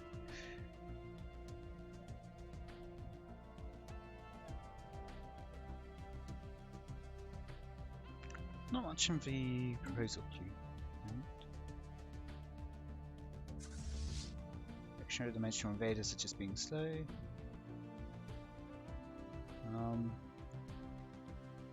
Sea regulators only have systems again. They've lost their station somehow. Font of Knowledge is being bombarded by a small amount.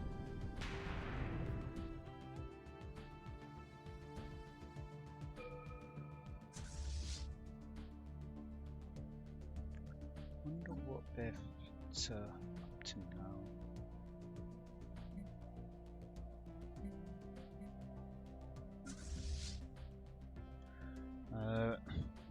They do appear to have taken fairly heavy losses overall, and a lot of corvettes, or menacing corvettes. A lot of their battleships are heavily damaged.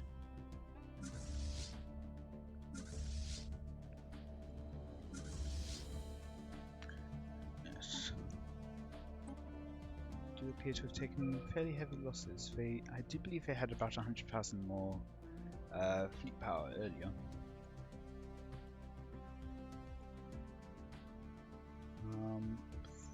Have a look at Venetian's Navy's situation. I think I saw quite a lot of shipyards, battleships, and upgrading the station as well. So,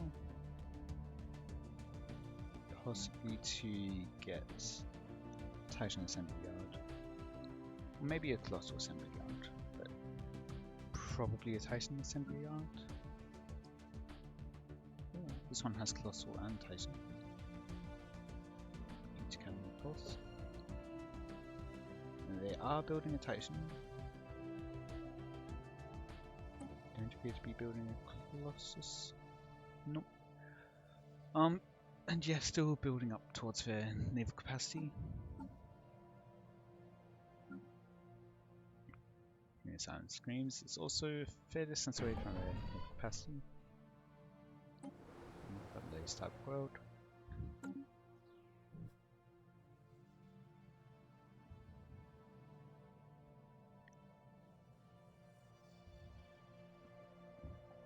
They have brought their army up 1k though. So deal with 3k.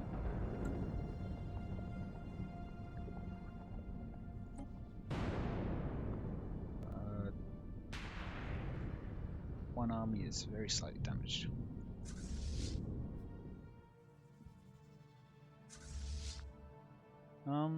This is few ships.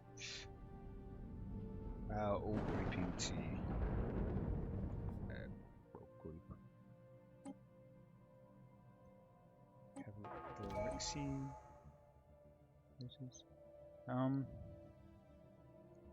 So it's Crisis War, so they wouldn't be able to enforce peace anytime soon.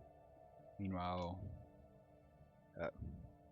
or in the Rixian Crisis War, neither side is really gaining much war exhaustion.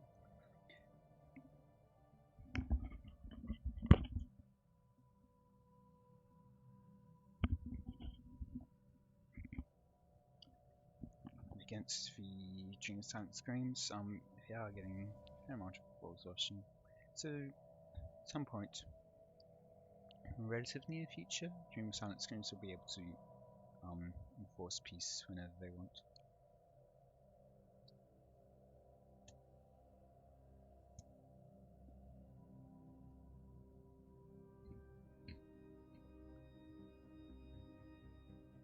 So this will definitely be something to watch out for.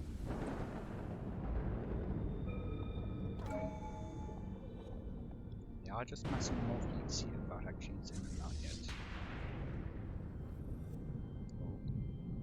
Ah. We are delayed.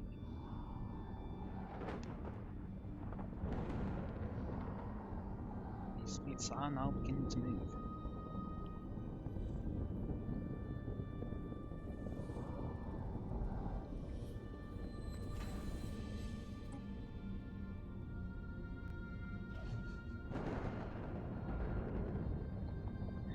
Unbidden don't have enough information about their own dimensional portal.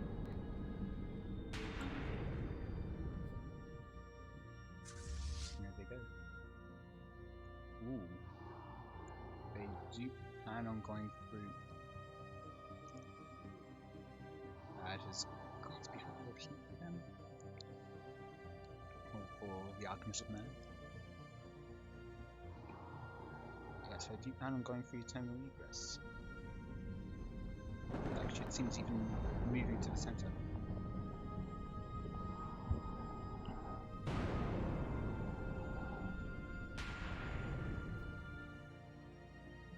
Yeah, that appears to be basically all of their fleets in this system.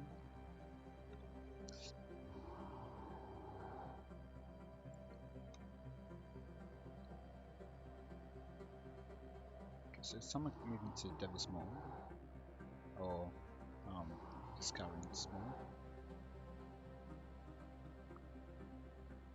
Two.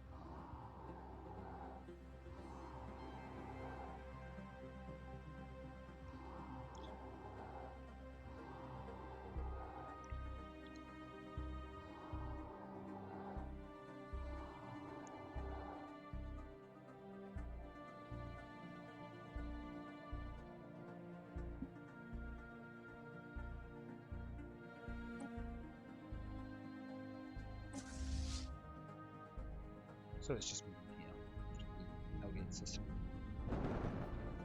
Everyone else is going to be going to terminal egress.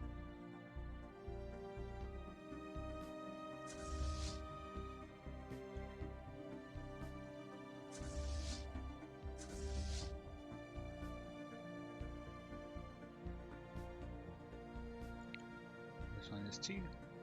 So yeah, terminal egress doesn't stand a chance. Which will then we'll go through the Hellgate. Phase 3.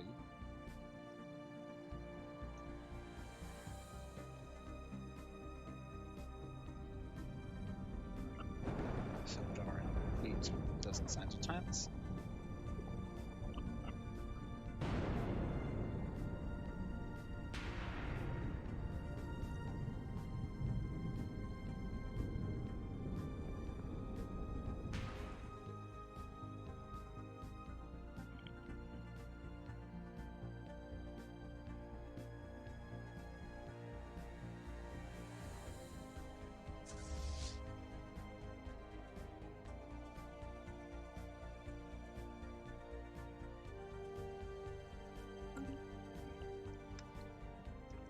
Seeing forbidden combat strengths.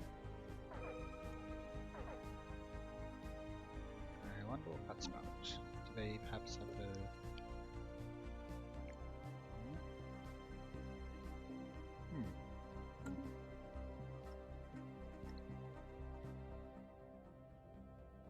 Oh, perhaps nope. Got Defense of Galaxy, but yeah, we do have a relative amount of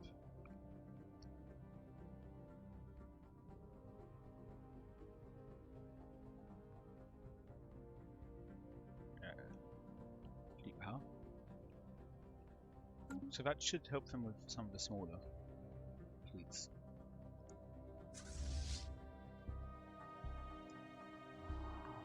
On the plus side for the Alpha Existence, it doesn't appear that they will be going through too much of their own territory. Not at least. Yeah. So Military Readiness Act won't really do anything for them, for the galaxy, but no one is supposed to it now. Building a better tomorrow will be quite nice to get extra alloys to be able to build more ships, as well as getting some more minerals and whole 7% extra worker pop resource output.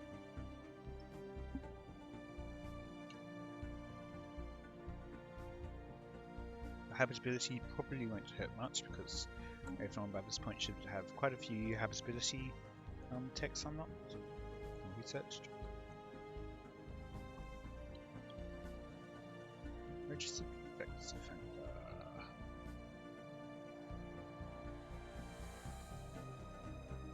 Crisis Ward. Wardians demand answers why they've been subjugated into a war.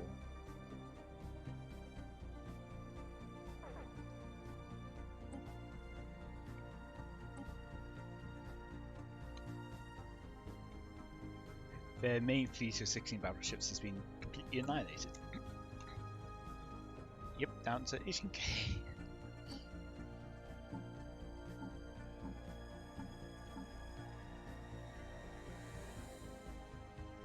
Situation log updated.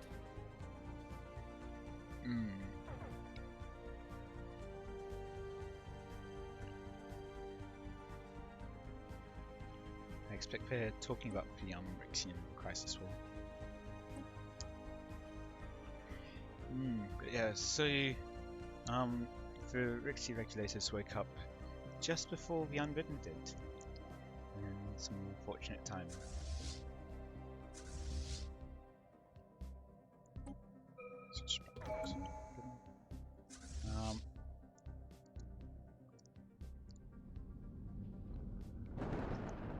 Or you could probably say goodbye to 010 Prime. Situation log updated.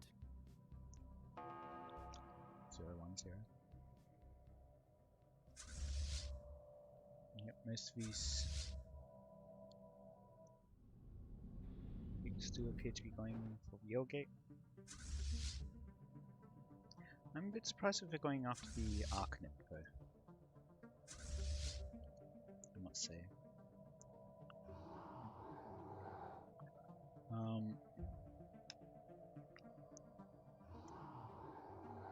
Rather than the Arcanip, I think it would make more sense if they tried to weaken the Dream of Silent Screens. They do have a fair amount of L-gates to travel through after all.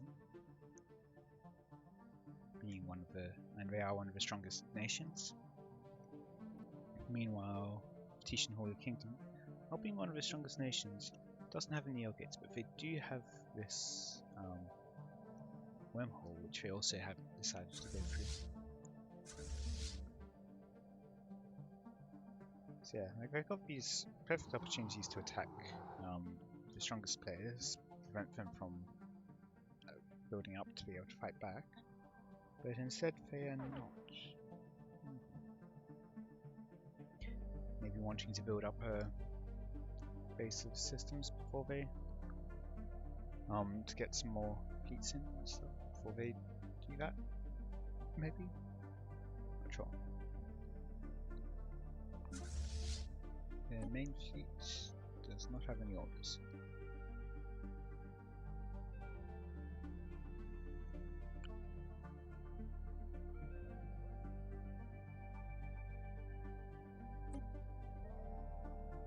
Yeah, because they're unbidden, you have massive disintegrators. However, they do go heavy on psionic shields, so probably best not to actually use them against the unbidden. They also have side jump drives. Not that I think the AI really knows how to use those. Okay, so in terms of countering them, Null Void is actually surprisingly effective.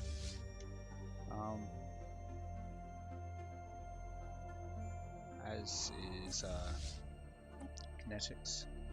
In particular, I'm going for the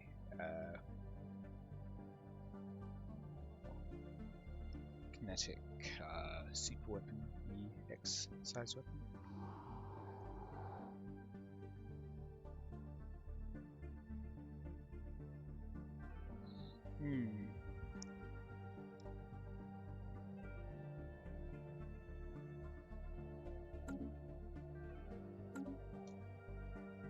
Yes. So, in terms of total health of their ships, let's see. They have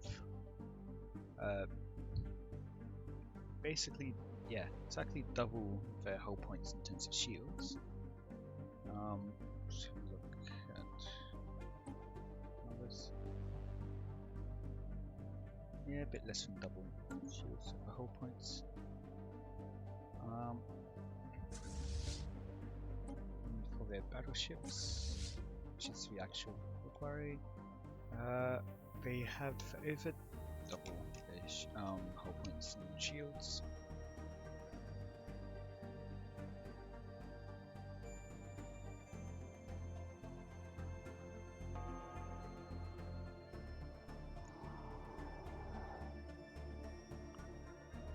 Basically 2.4 times. So in terms of kinetics versus null voids, so I'll have to find someone with null voids. I believe Dream Sound Screams might.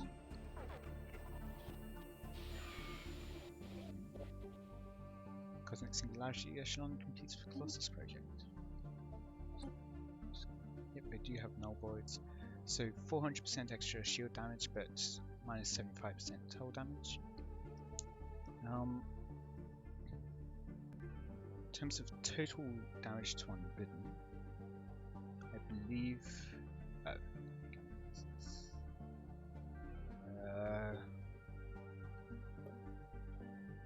they do have gold scanners, right? So for equivalent size, it's 50% shield extra. So in terms of damage they do, average damage is 6.16 per tick versus 2.25 per tick. I'll check on larger size. I suppose I could just check that. 13.9 versus 39.13. Yeah, so ghost cannons are more damage, even against just shields. 13.39 times 5 gives us 66.9 damage total, compared to the ghost cannons, 39.13 times 1.5, which is already 58.7 damage per tick. So yes, ghost cannons are superior in every way at the moment to, well, except from range. There is a slight range advantage, but for lower damage which they deal, probably not worth it. Might be worth it for something which does more damage, but yeah.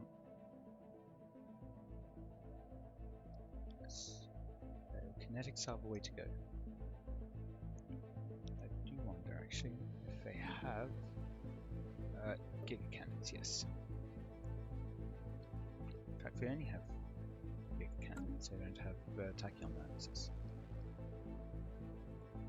Yes. So Giga Cannons will be quite useful against the Unbidden.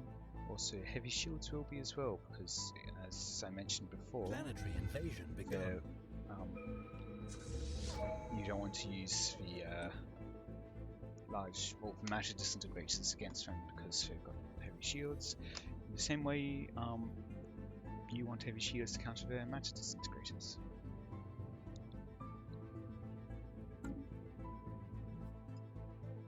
So they are moving fleets back, and they are moving towards the Phoetician Holy Kingdom. Phoetician Holy Kingdom has put a lot of their fleets in to defend, though.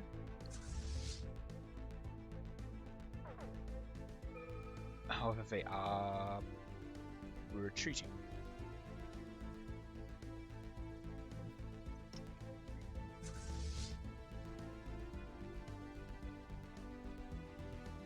So, never mind about that. If we have a look.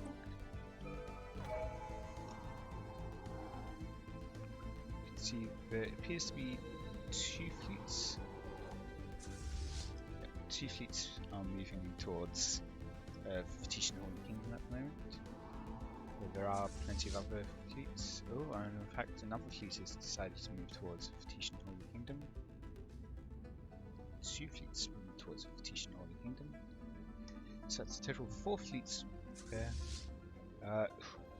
So 400k plus another 400k. That's another 400k roughly.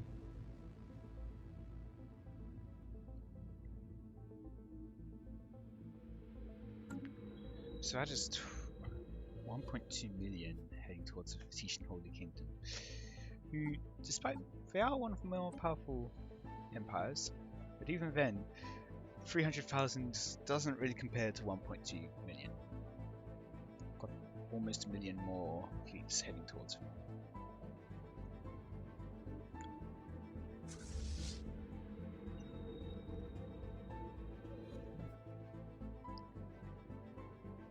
Situation log updated. They are following up. It does look like they're targeting the fleets of the Ftesian Holy Kingdom. Doesn't really have an opportunity to really defend.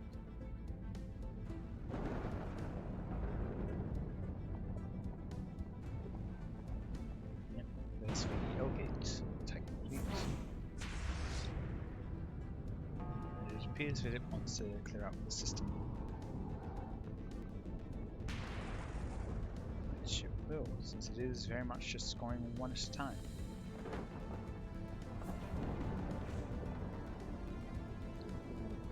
Plus side, they don't have to deal with the heavy shields.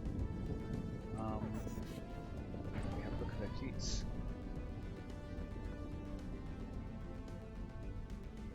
Yeah. It's alright. They do have quite a few shields which they themselves to trade missiles on.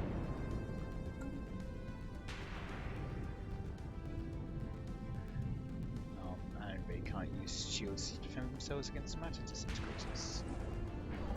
So whether you ask me whether it's worth it or not, I will have to tell you I do not know.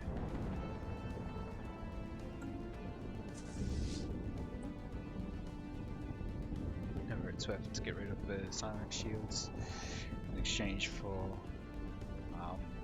having a lot more damage dealt to you. The answer is probably not worth it.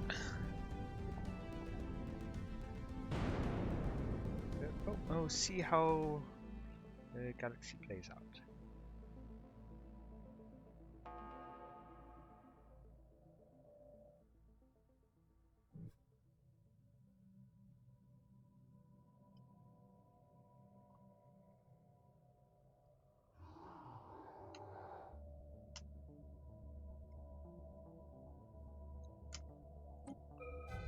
Back at the ground. Just seem like they're going to pass the military readiness act, and they have decided. So as custodian or imperium, I'm not sure about custodian. Actually, I think as custodian you can just select a focus without needing to put it on the Senate floor. And indeed, the Cosmic Singularity Echelon did end up becoming a new council member, pushing up the adherence of Goddess.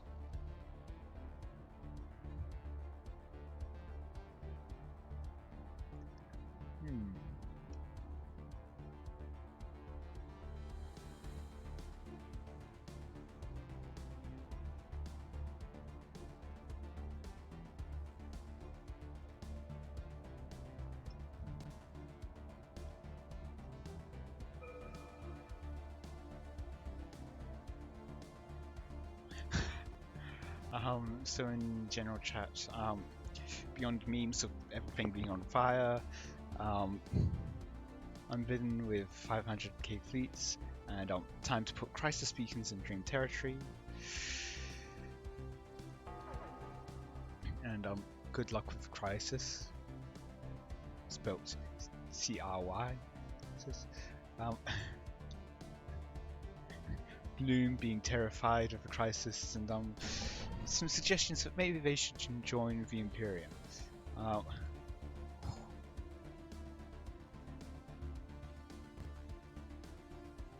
That's in the general chat there. Yep, they have moved in. So foothold, and they are moving back out with most of their fleets, leaving 180k behind. Ooh. You want to get those battleships out now.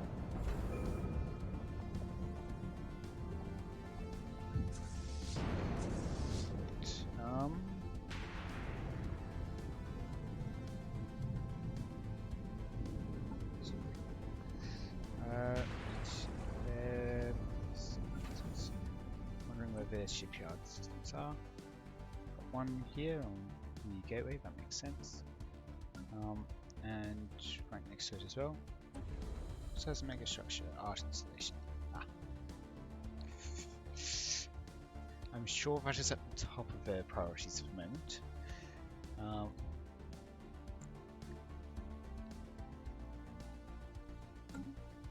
It's just a site at the moment, but well. And yes, here's their upper shipyard system.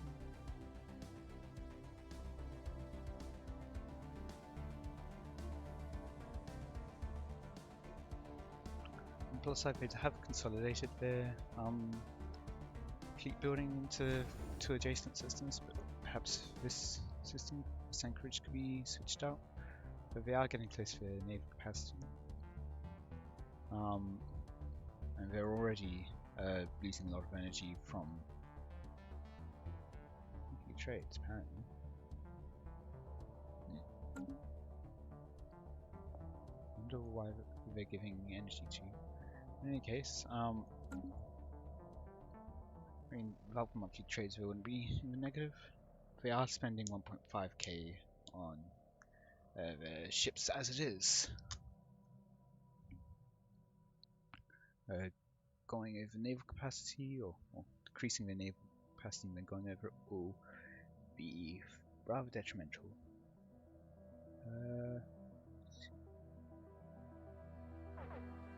They do have a juggernaut somewhere.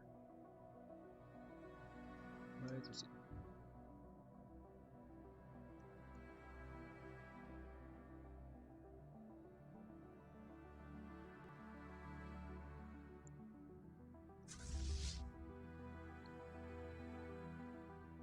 Where is it? I wonder.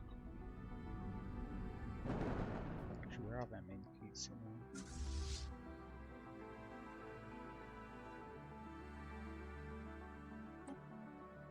Oh, where is he? Oh, yeah, those are. I've confused him with the small fleet suggesting individual battleships.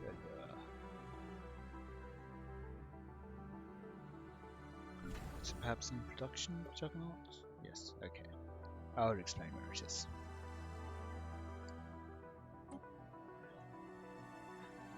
On the plus side, it will allow them to build ships on the fly, but rather minor considering I believe it only has 2 shipyard slots. And then again, they do only have 6 shipyards here and 6 shipyards here. This one is only building 4 ships in. This one having a lot more queued up probably should cancel a couple of these and move them over to the other shipyard, but well, they're probably trying to deal with a lot more things at the same time. Like the impending threat of 180,000 unbidden.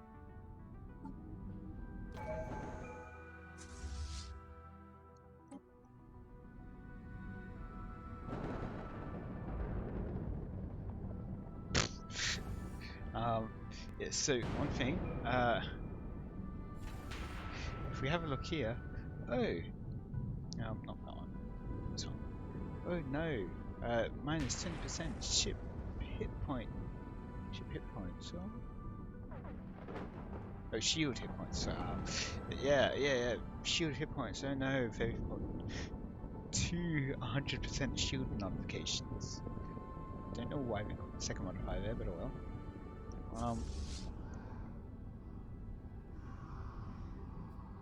Yeah. Ooh, they are. Yeah, I was going to suggest that this perhaps should have been where they took the fight. Take it a bit earlier. And yep, it does seem like they will be forcing the battle. And they do have mega weapons, or perhaps that's the Titan.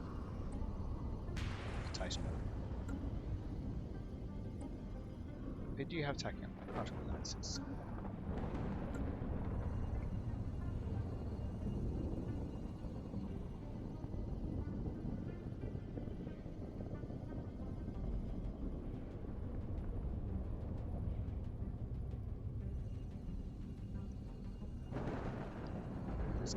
escort to get rid of that overlay for now. Oh, fight appears to be over. They just left. Well then, slightly anticlimactic.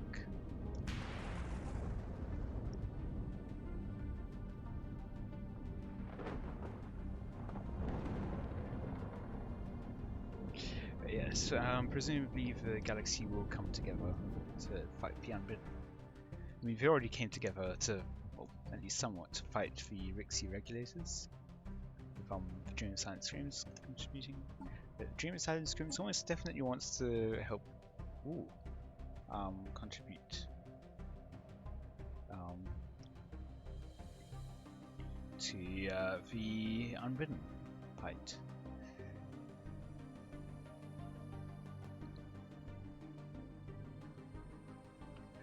Yes, and there are a couple more people trying to undermine the Imperium, but only 3 from the Cosmic Singularity Echelon and 1 from the United Cardio Republic, overall not actually having any effect. There still isn't any. Still haven't proposed Pax Galactica, but on the other hand, they are allied in war, so I don't believe they would be able to attack anyway.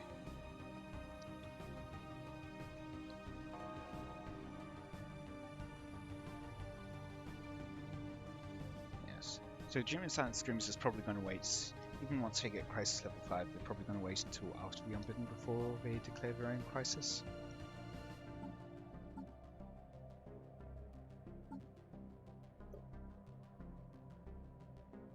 And they are almost up to existential threat.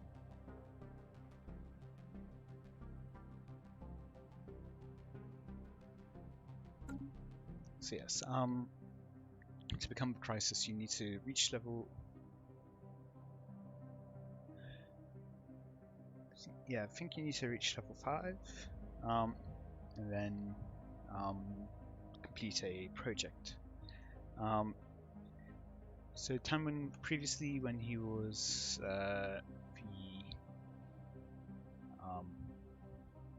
what's it called? The rock shard tribe, that's what it is. Didn't finish the didn't get to level 5 because it was declared a crisis by the Galactic Council beforehand. Yeah, so the Unbidden are very much going after the AI Arcanist Man for some reason. It doesn't really make any sense. I'll be perfectly honest. These systems all have planets which they aren't taking, so they are remaining under Arcanist Man control. As does this system, that is a lot of planets in this area. Unbidden and Dream of Silent Screams have very similar colours.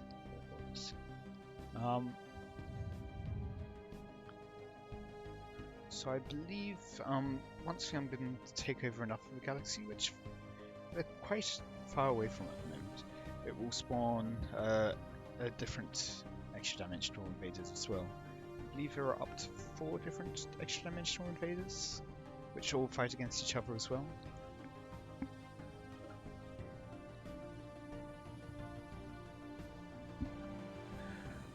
Dream of Silent Screams is fighting.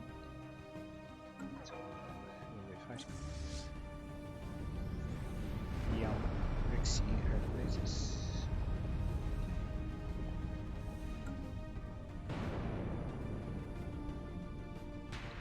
They will be losing this fight.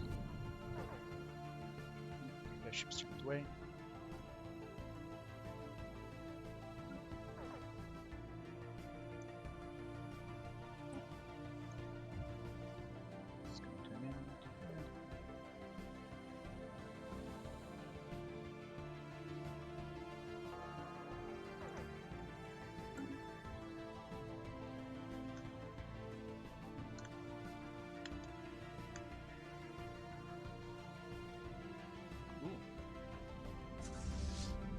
Fight here as well. Didn't catch that since it didn't look like their fleet power was changing.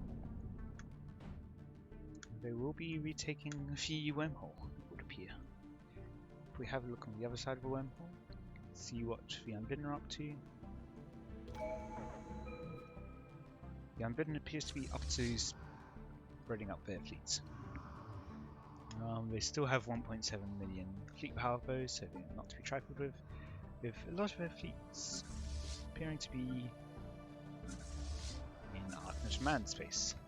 This one is up here in the Alpha Existence system, just sitting around, not really doing anything.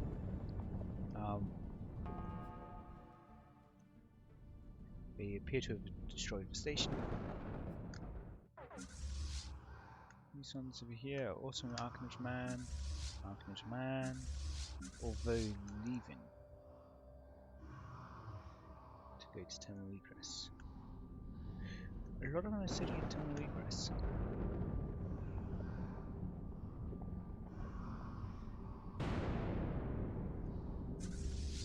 One one's moving back, but a couple are moving further into the southern continents.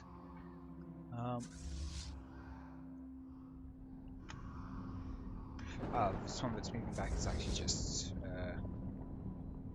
no, it is moving to the Python system. Moving down here and then back through the wormhole. Although it appears that the Theticians might be trying to push back through the other side of the wormhole. If you do attack the home system, it does recall all the fleets to you, which is quite a large fight, which they probably do not want to take. Yes,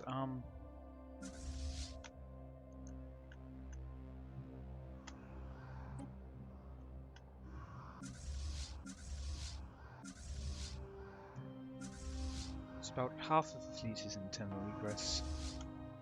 Half of the Unbidden fleet.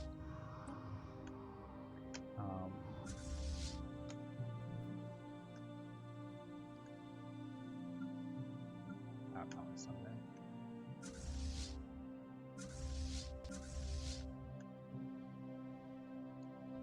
The other half is in Arctic Man space.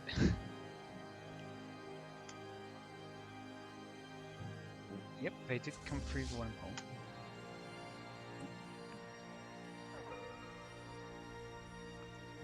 I wonder what they plan on.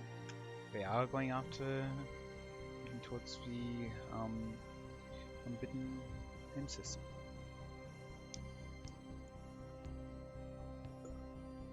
Now, I wonder if the Unbidden has any other dimensional anchors. So you are unable to attack the portal until you've destroyed all the anchors. Those don't appear to be anchors. This appears to be any dimensional anchor. Just got a whole bunch of construction ships lying around. Here is another anchor.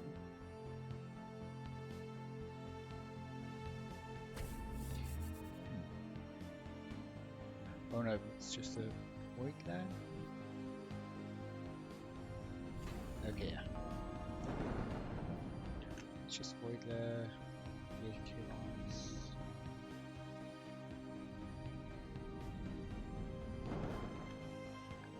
Have a look at where else the Unbidden has space.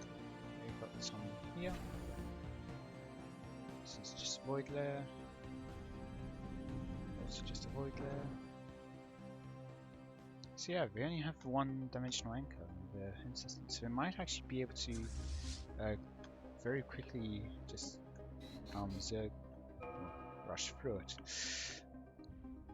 blitz through it, I guess. More accurate. But they do not have a Colossus. I believe a Colossus can instantly destroy the portal. I'm not sure. In any case, they can just bombard the dimensional portal until it gets destroyed.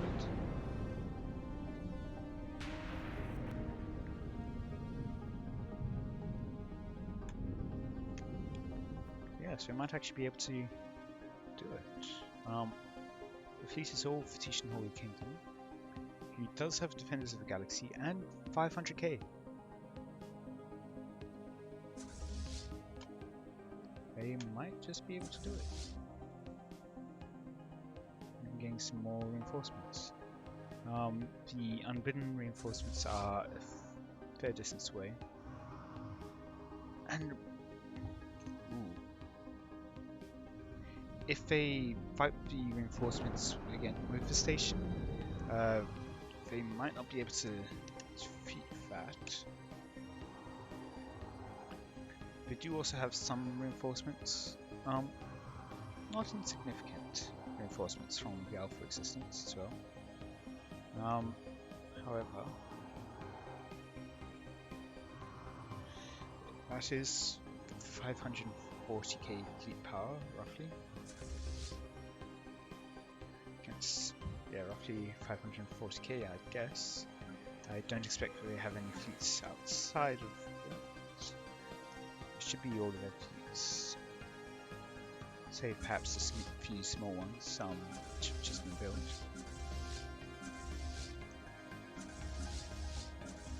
Everything else is here, yes. Which I think means they don't have any, or they don't have the Juggernaut. They do have their Titans.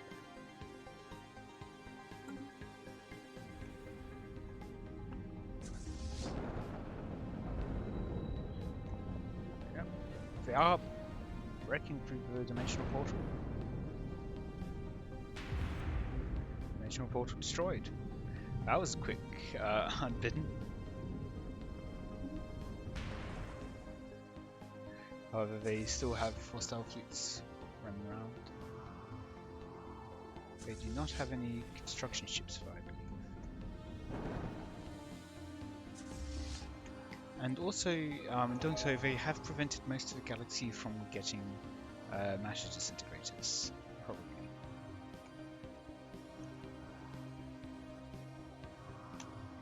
I believe that all of their fleets should be.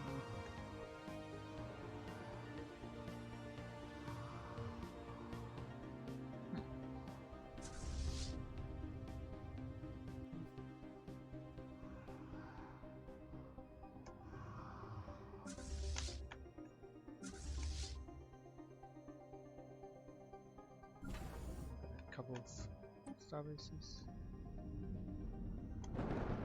I don't know if it's possible for the Unbidden to create a new dimensional portal, or if it would require a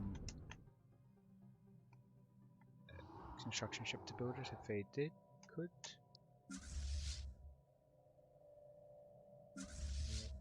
Where their fleets currently are.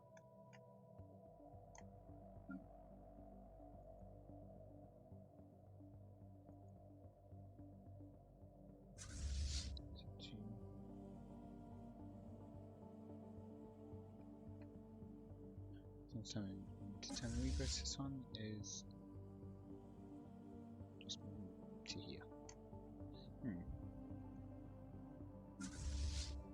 This one is moving back through to terminal egress. Okay.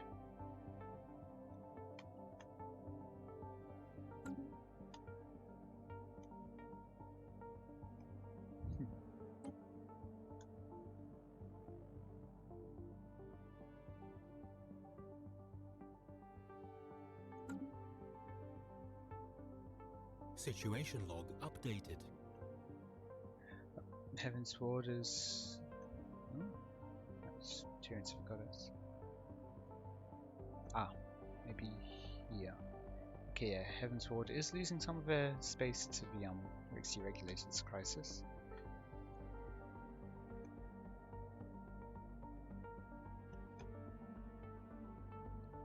Yeah, that was a very quick crisis.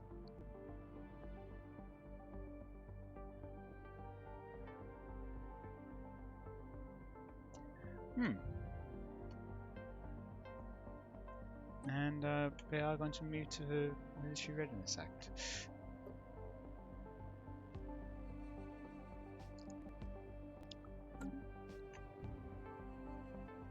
because they've shown that they really need to be, the galaxy really needs to be militarily ready. Oh. Heaven's orders now in breach of galactic law. Who else is? Alpha Existence is as well, as is the Great Sildorian Empire. Down here, yep.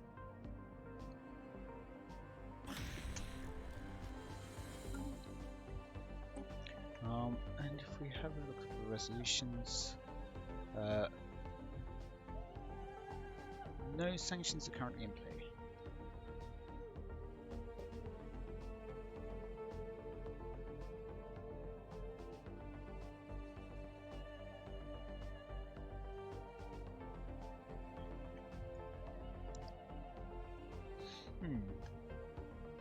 So building a better tomorrow will be up next. Yes, they still need to clean up the unbidden fleets, but that will be much easier now that they won't be getting more reinforcements. It is still 1.7k fleet power though. I mean 2.2 million. 1.7k would be nothing.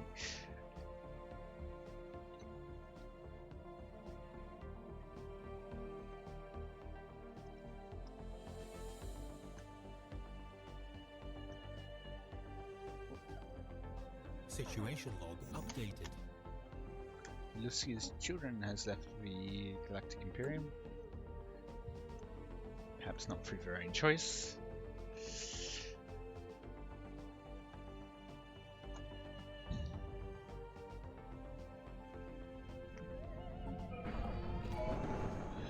Because they still got a planet here, they still have control of terminal egress.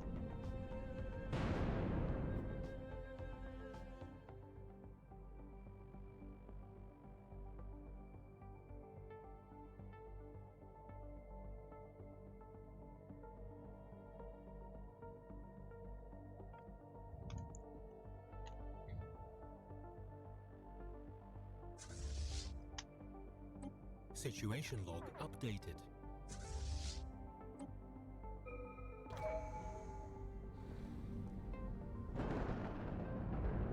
Yes, wisely, we have moved to the other side of the system, so we can have maximum engagement range, because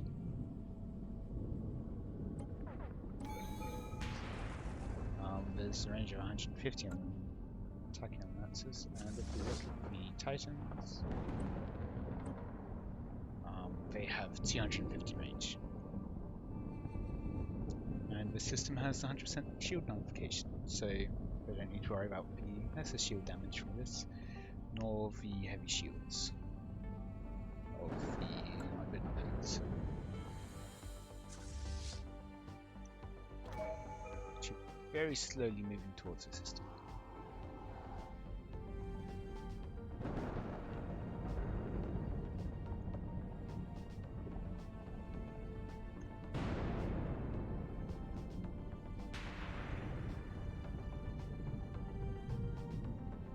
Longer? 47 days.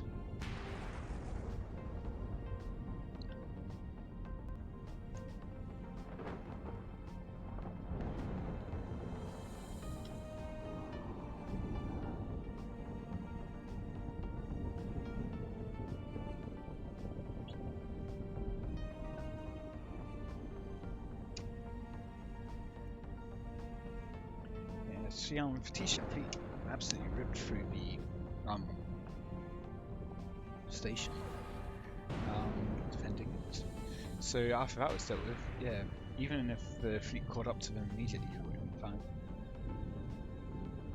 They would have taken some heavy losses, but not worth really worrying about, and some of the fleet is not engaged.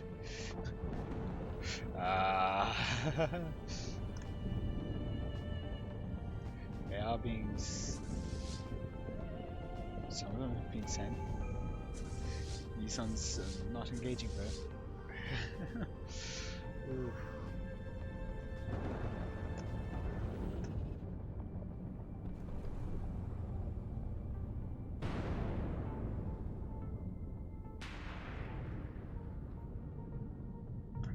almost seemed like they weren't even fighting back. I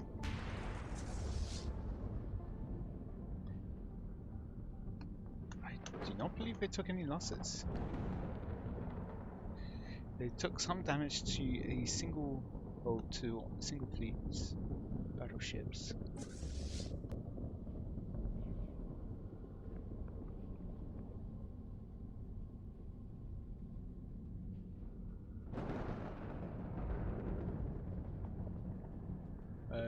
To the armor, and not even getting to the health of the single battleship. Oh, their allies. Alpha resistance. Any losses?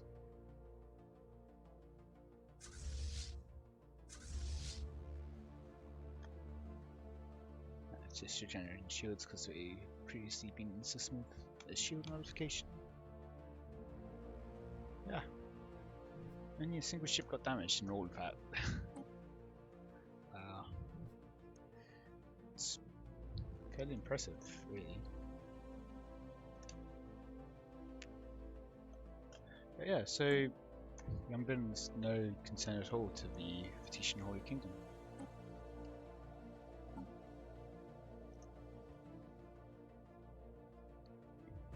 It would take much more than even numbers to even really for them to take severe losses. So if we switch over to unbidden, yeah, we're already down to 1.6 million.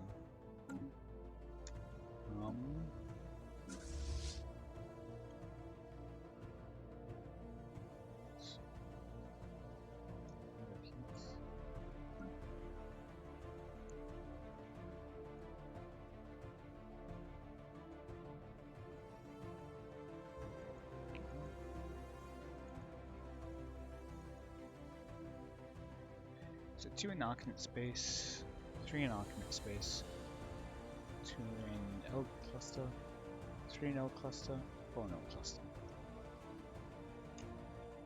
But I don't think the 3 in the L cluster is really going to be enough to really dent the Venetian Holy Kingdom. And I believe Venetian Holy Kingdom was not discovered with a sound secret, so they are not hostile. Which will help them with tracking down the unwritten fleets, defeating them. And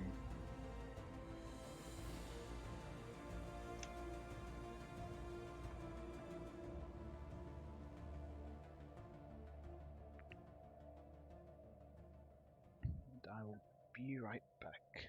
I'll leave you on Galaxy screen. Yeah.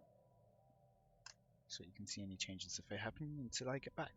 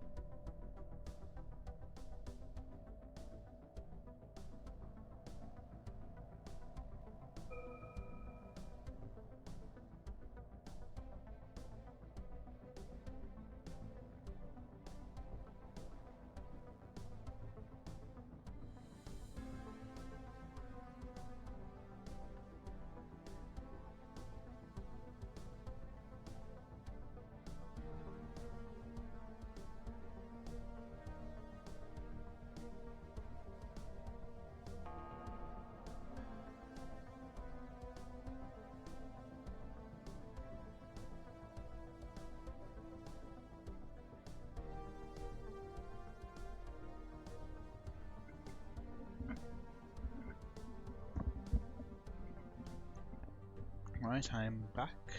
I don't notice much has changed apart from down here. This has been taken.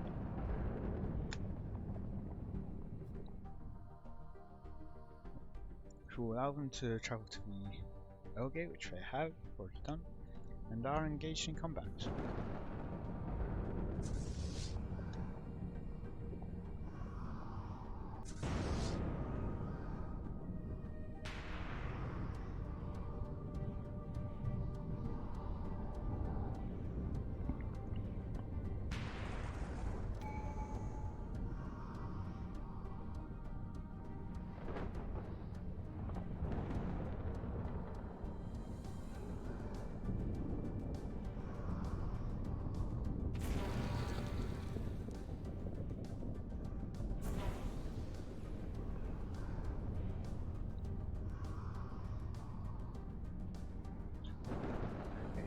Just completely destroyed, obliterated the enemy fleets.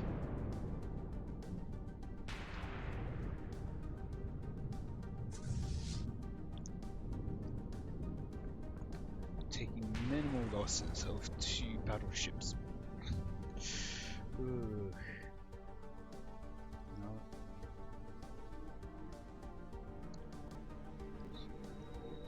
Moving towards 10.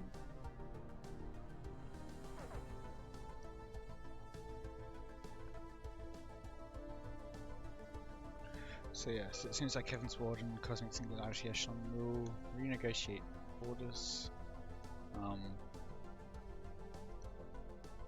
after they deal with the Rixie regulators. So if we have a look, compare Rixie regulators is now also down to 260k power, meanwhile Human Silent Screams and Phoenician Holy Kingdom both completely outnumber them.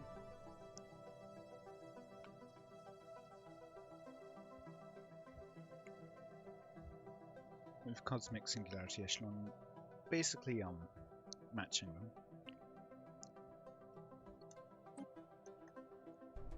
Looks like building better tomorrow will be the next resolution.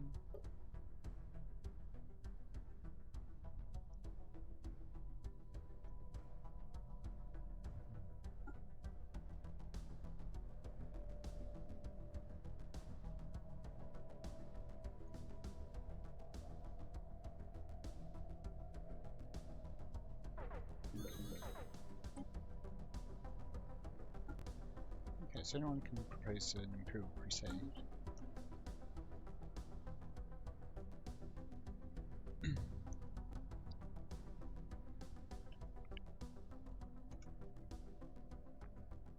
Avoiding citizens have died. People guarantee them. Asking to be protected.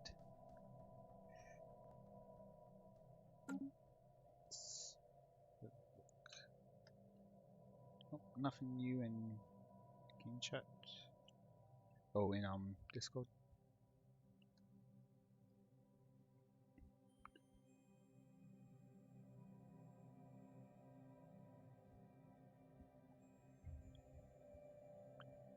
And they are moving through to here, and then to attack the fleet. It's only 96,000.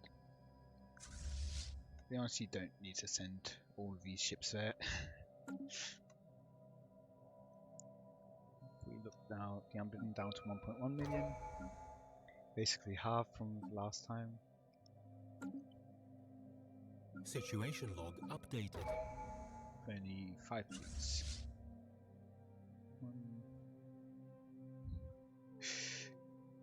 Ooh. And it looks like they did just decimate the populace off of the Arknet worlds.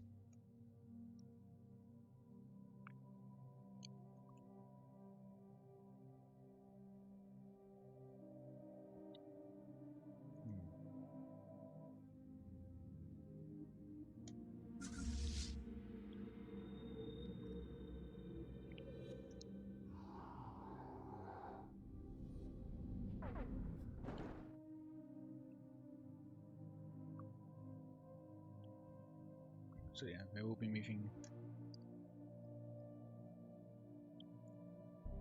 Most of them are moving to Arcanet space if they're not already there. This one, however, is kind of just stuck here. Not doing anything, not even repairing.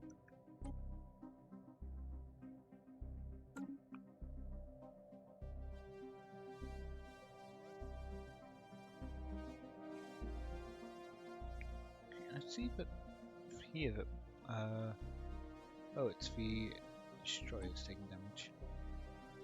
That's it. Yep, they've cleared out this on the system. So avoid that.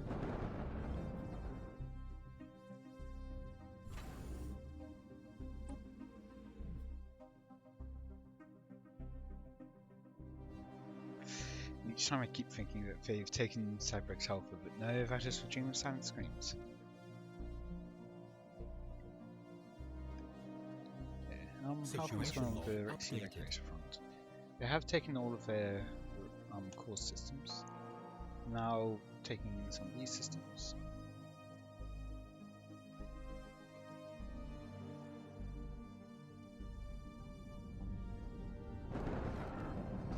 Adherents of Goddess have also completed the Colossus project.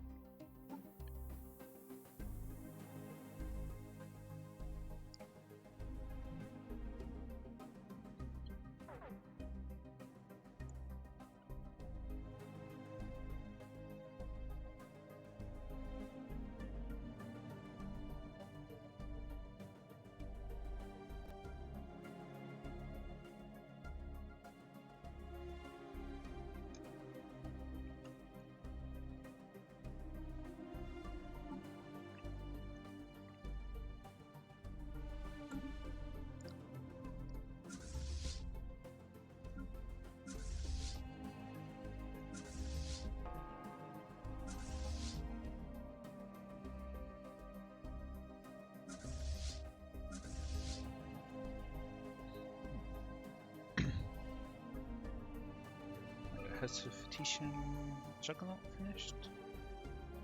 Nope, it is still under construction.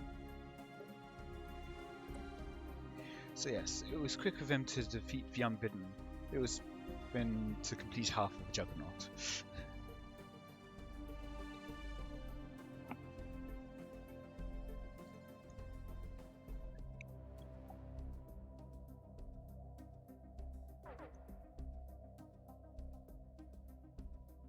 Taken out that fleet. So all the remaining fleets, at least last I checked, are in Beyond Button, are in Arcanet space.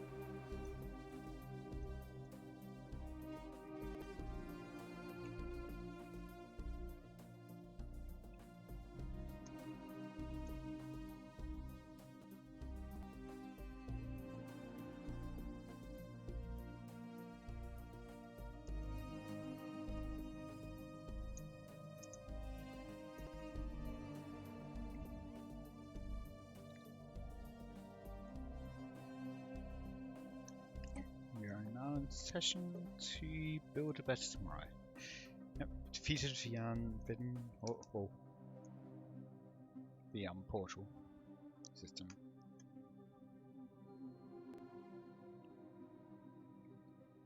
Now we've done that. It's now to go on towards a better tomorrow. Yes.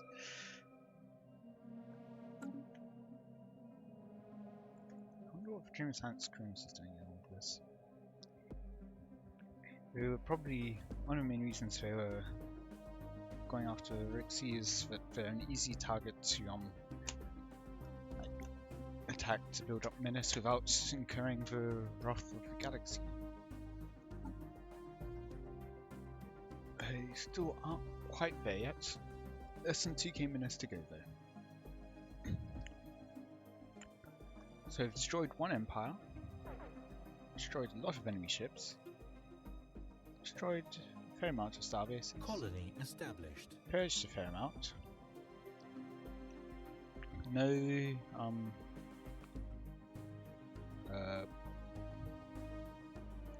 worlds destroyed. Quite a bit from conquering worlds. Nothing from vassalizing, nothing from obtaining vassals. A couple of disruptive operations. And they're not in breach of Galactic community law. They're quite the law-abiding empire.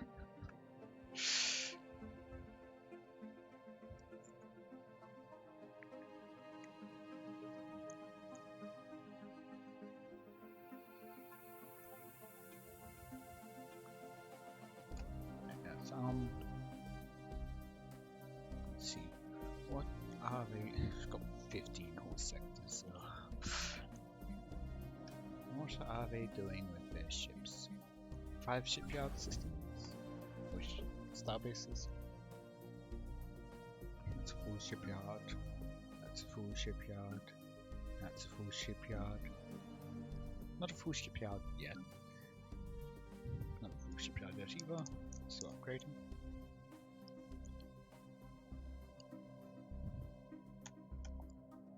But when you're making 600 alloys a month,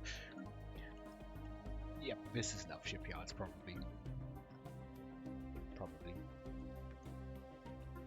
I wonder if they're all consolidated in the same place. They are not. Interesting.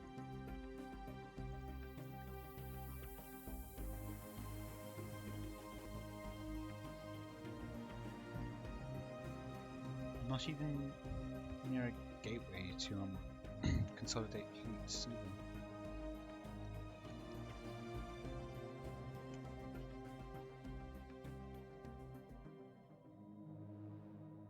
There is piracy here.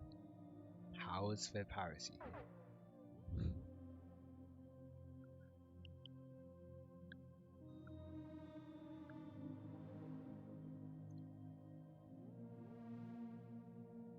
And here.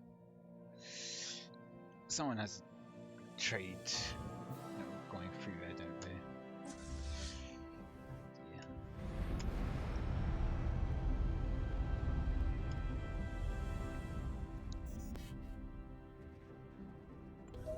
To Captain Minerals with 1k minerals a month and nearly 1k energy credits a month. How much deployed do they have? Okay. 17k. Okay.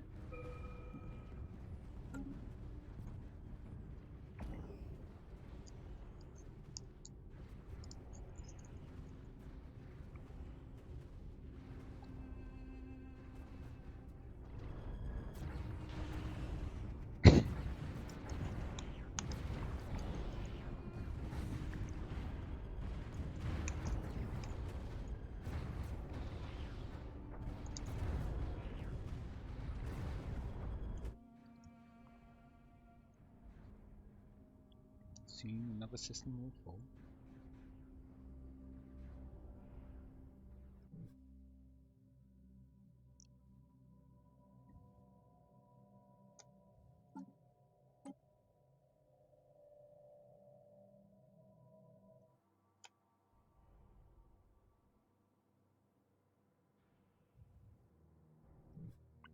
Doesn't look like the Heaven's Ward will really use any more space.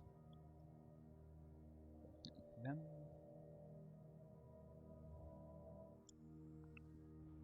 There's only this 2.1k fleet here, and not really anything near threat from there.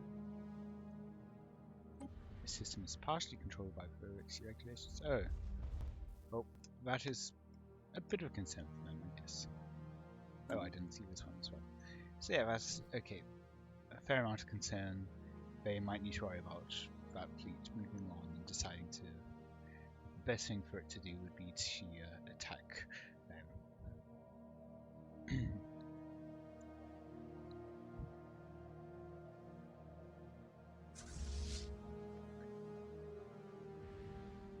Slightly risky for that army to be moving around there.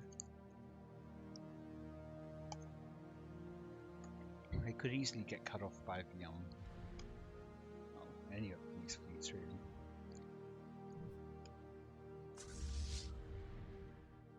They're just leaving the 180k just sitting here while they only have about 40k.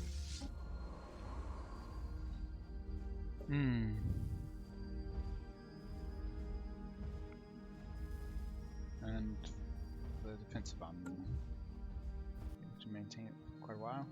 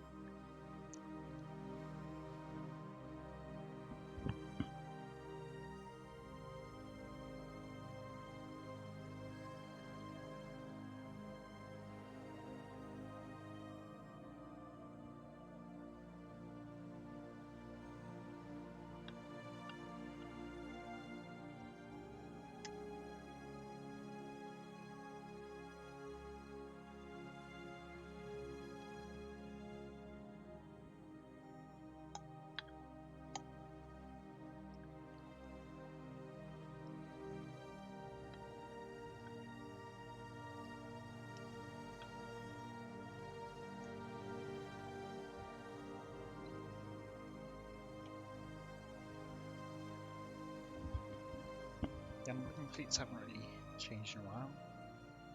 In fact, I think some of them have repaired slightly.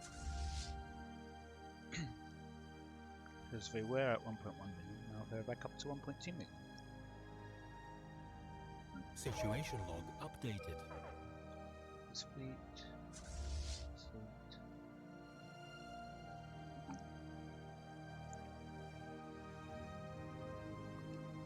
Soon be okay. This one up India cluster. That's probably their largest one. Oh, equal. So once again fighting with the fighting down here this time.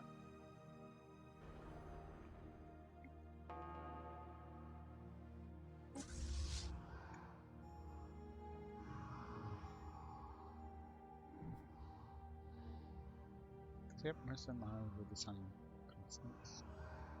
There are a couple down in Arcanist Command space.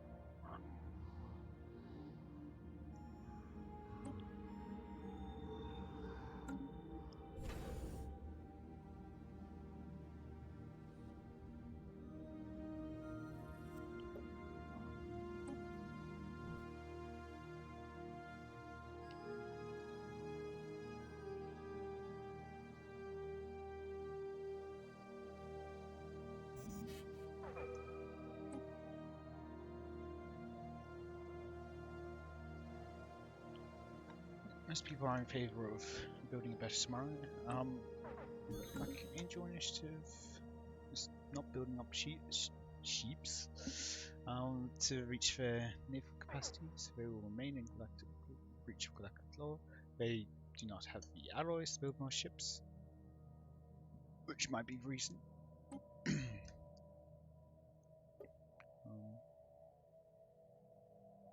Heaven's Ward, meanwhile. Species modified.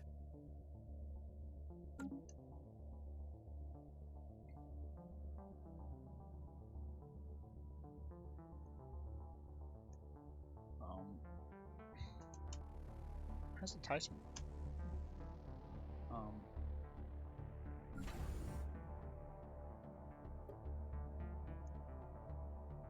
It's also not building up any ships, so they will remain in breach of Galactic law.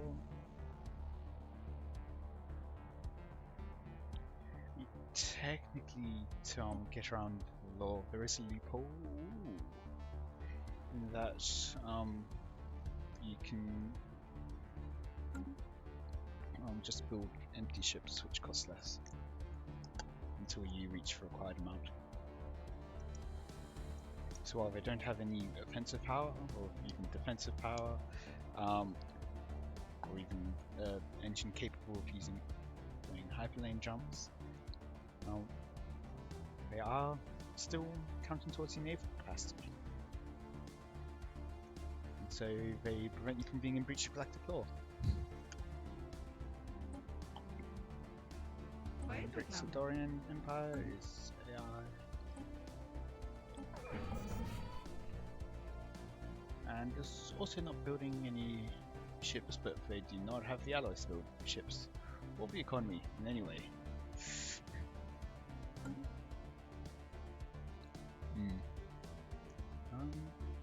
But yes, I did also notice that there are now more people undermining. The adherents of the goddess have gone back to undermining the Imperium. Empirical and Petition Holy Kingdom are supporting. The Black Angel Initiative dropped their supporting of it. Cosmic Singularity Echelon and United Cardio Republic are still undermining at the same rate. But there's an extra 5 envoys from Adherents of Goddess. So yes, it might be because they're just a sub there for Empirical, but they did not propose Pax Galactica, I noticed. And now they cannot propose Pax Galactica.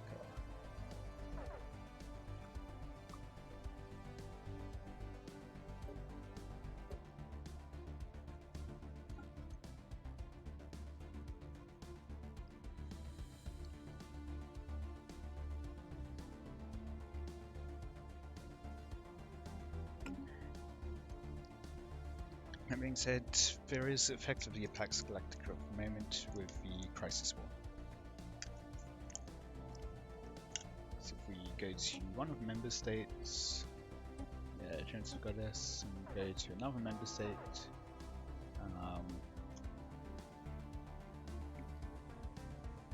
Tyrannic Federation, we look, we can see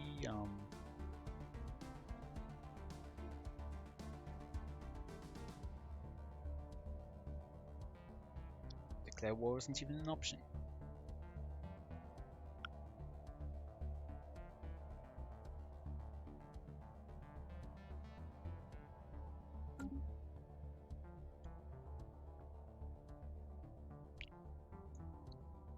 Situation log updated.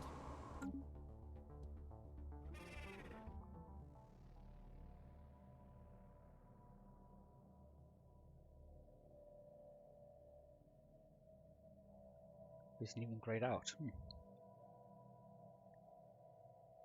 Okay.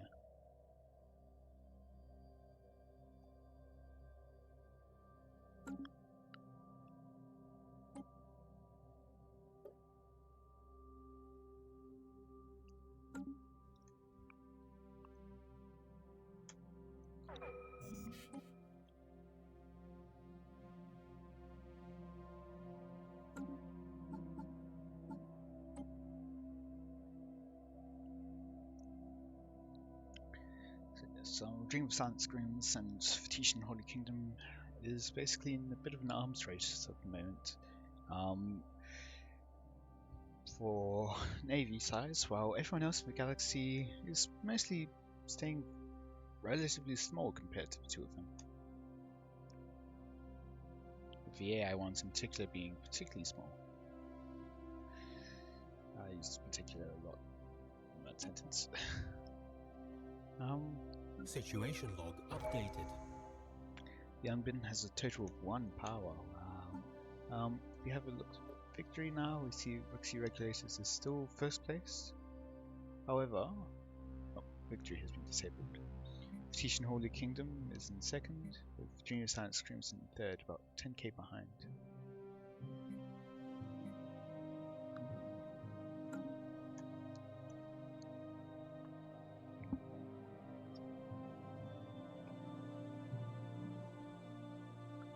Expect by this point in time, Petition Holy Kingdom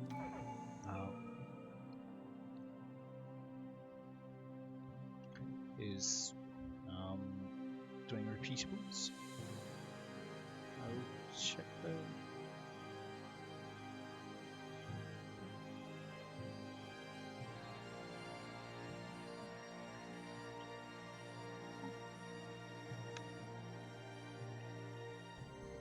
they are working towards synthetics and predictive consumerism and vitality boosters. None of those, I think, are repeatables.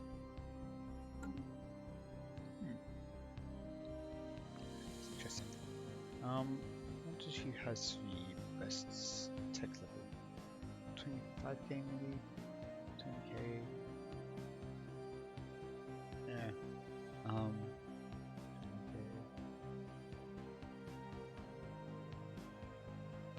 18k, 2k.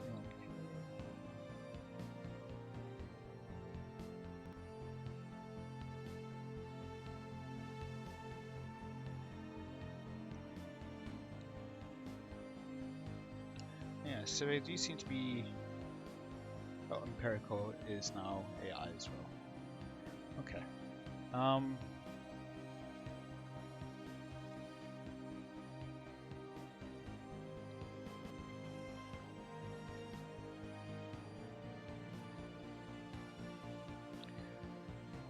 So, Petition Holy Kingdom, I do believe, did also get the relic from taking the portal. So, if we have a look, I have crashed. I was probably still in crisis subsection. I will be back. Alright, well, we basically ended the session after that anyway. Wasn't that much longer. So, just include a short clip here of from the adherents of the goddess, talking about the death of the goddess.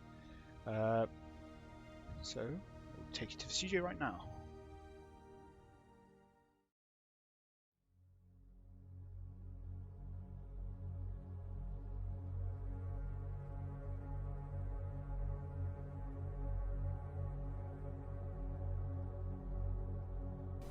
I bring sad news. The goddess, known to others as the Tiyanki matriarch, is dead.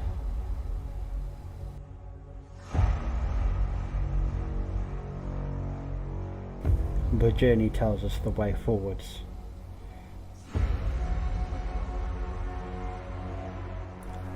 The goddess knew this would happen.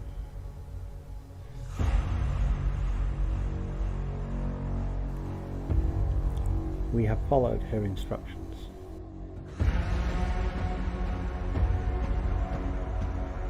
The Imperium itself has dedicated itself to the first instruction, spreading the song to you all.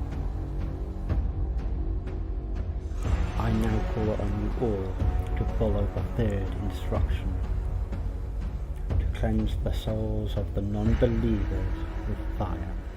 Everything will be okay. It is the goddess's will.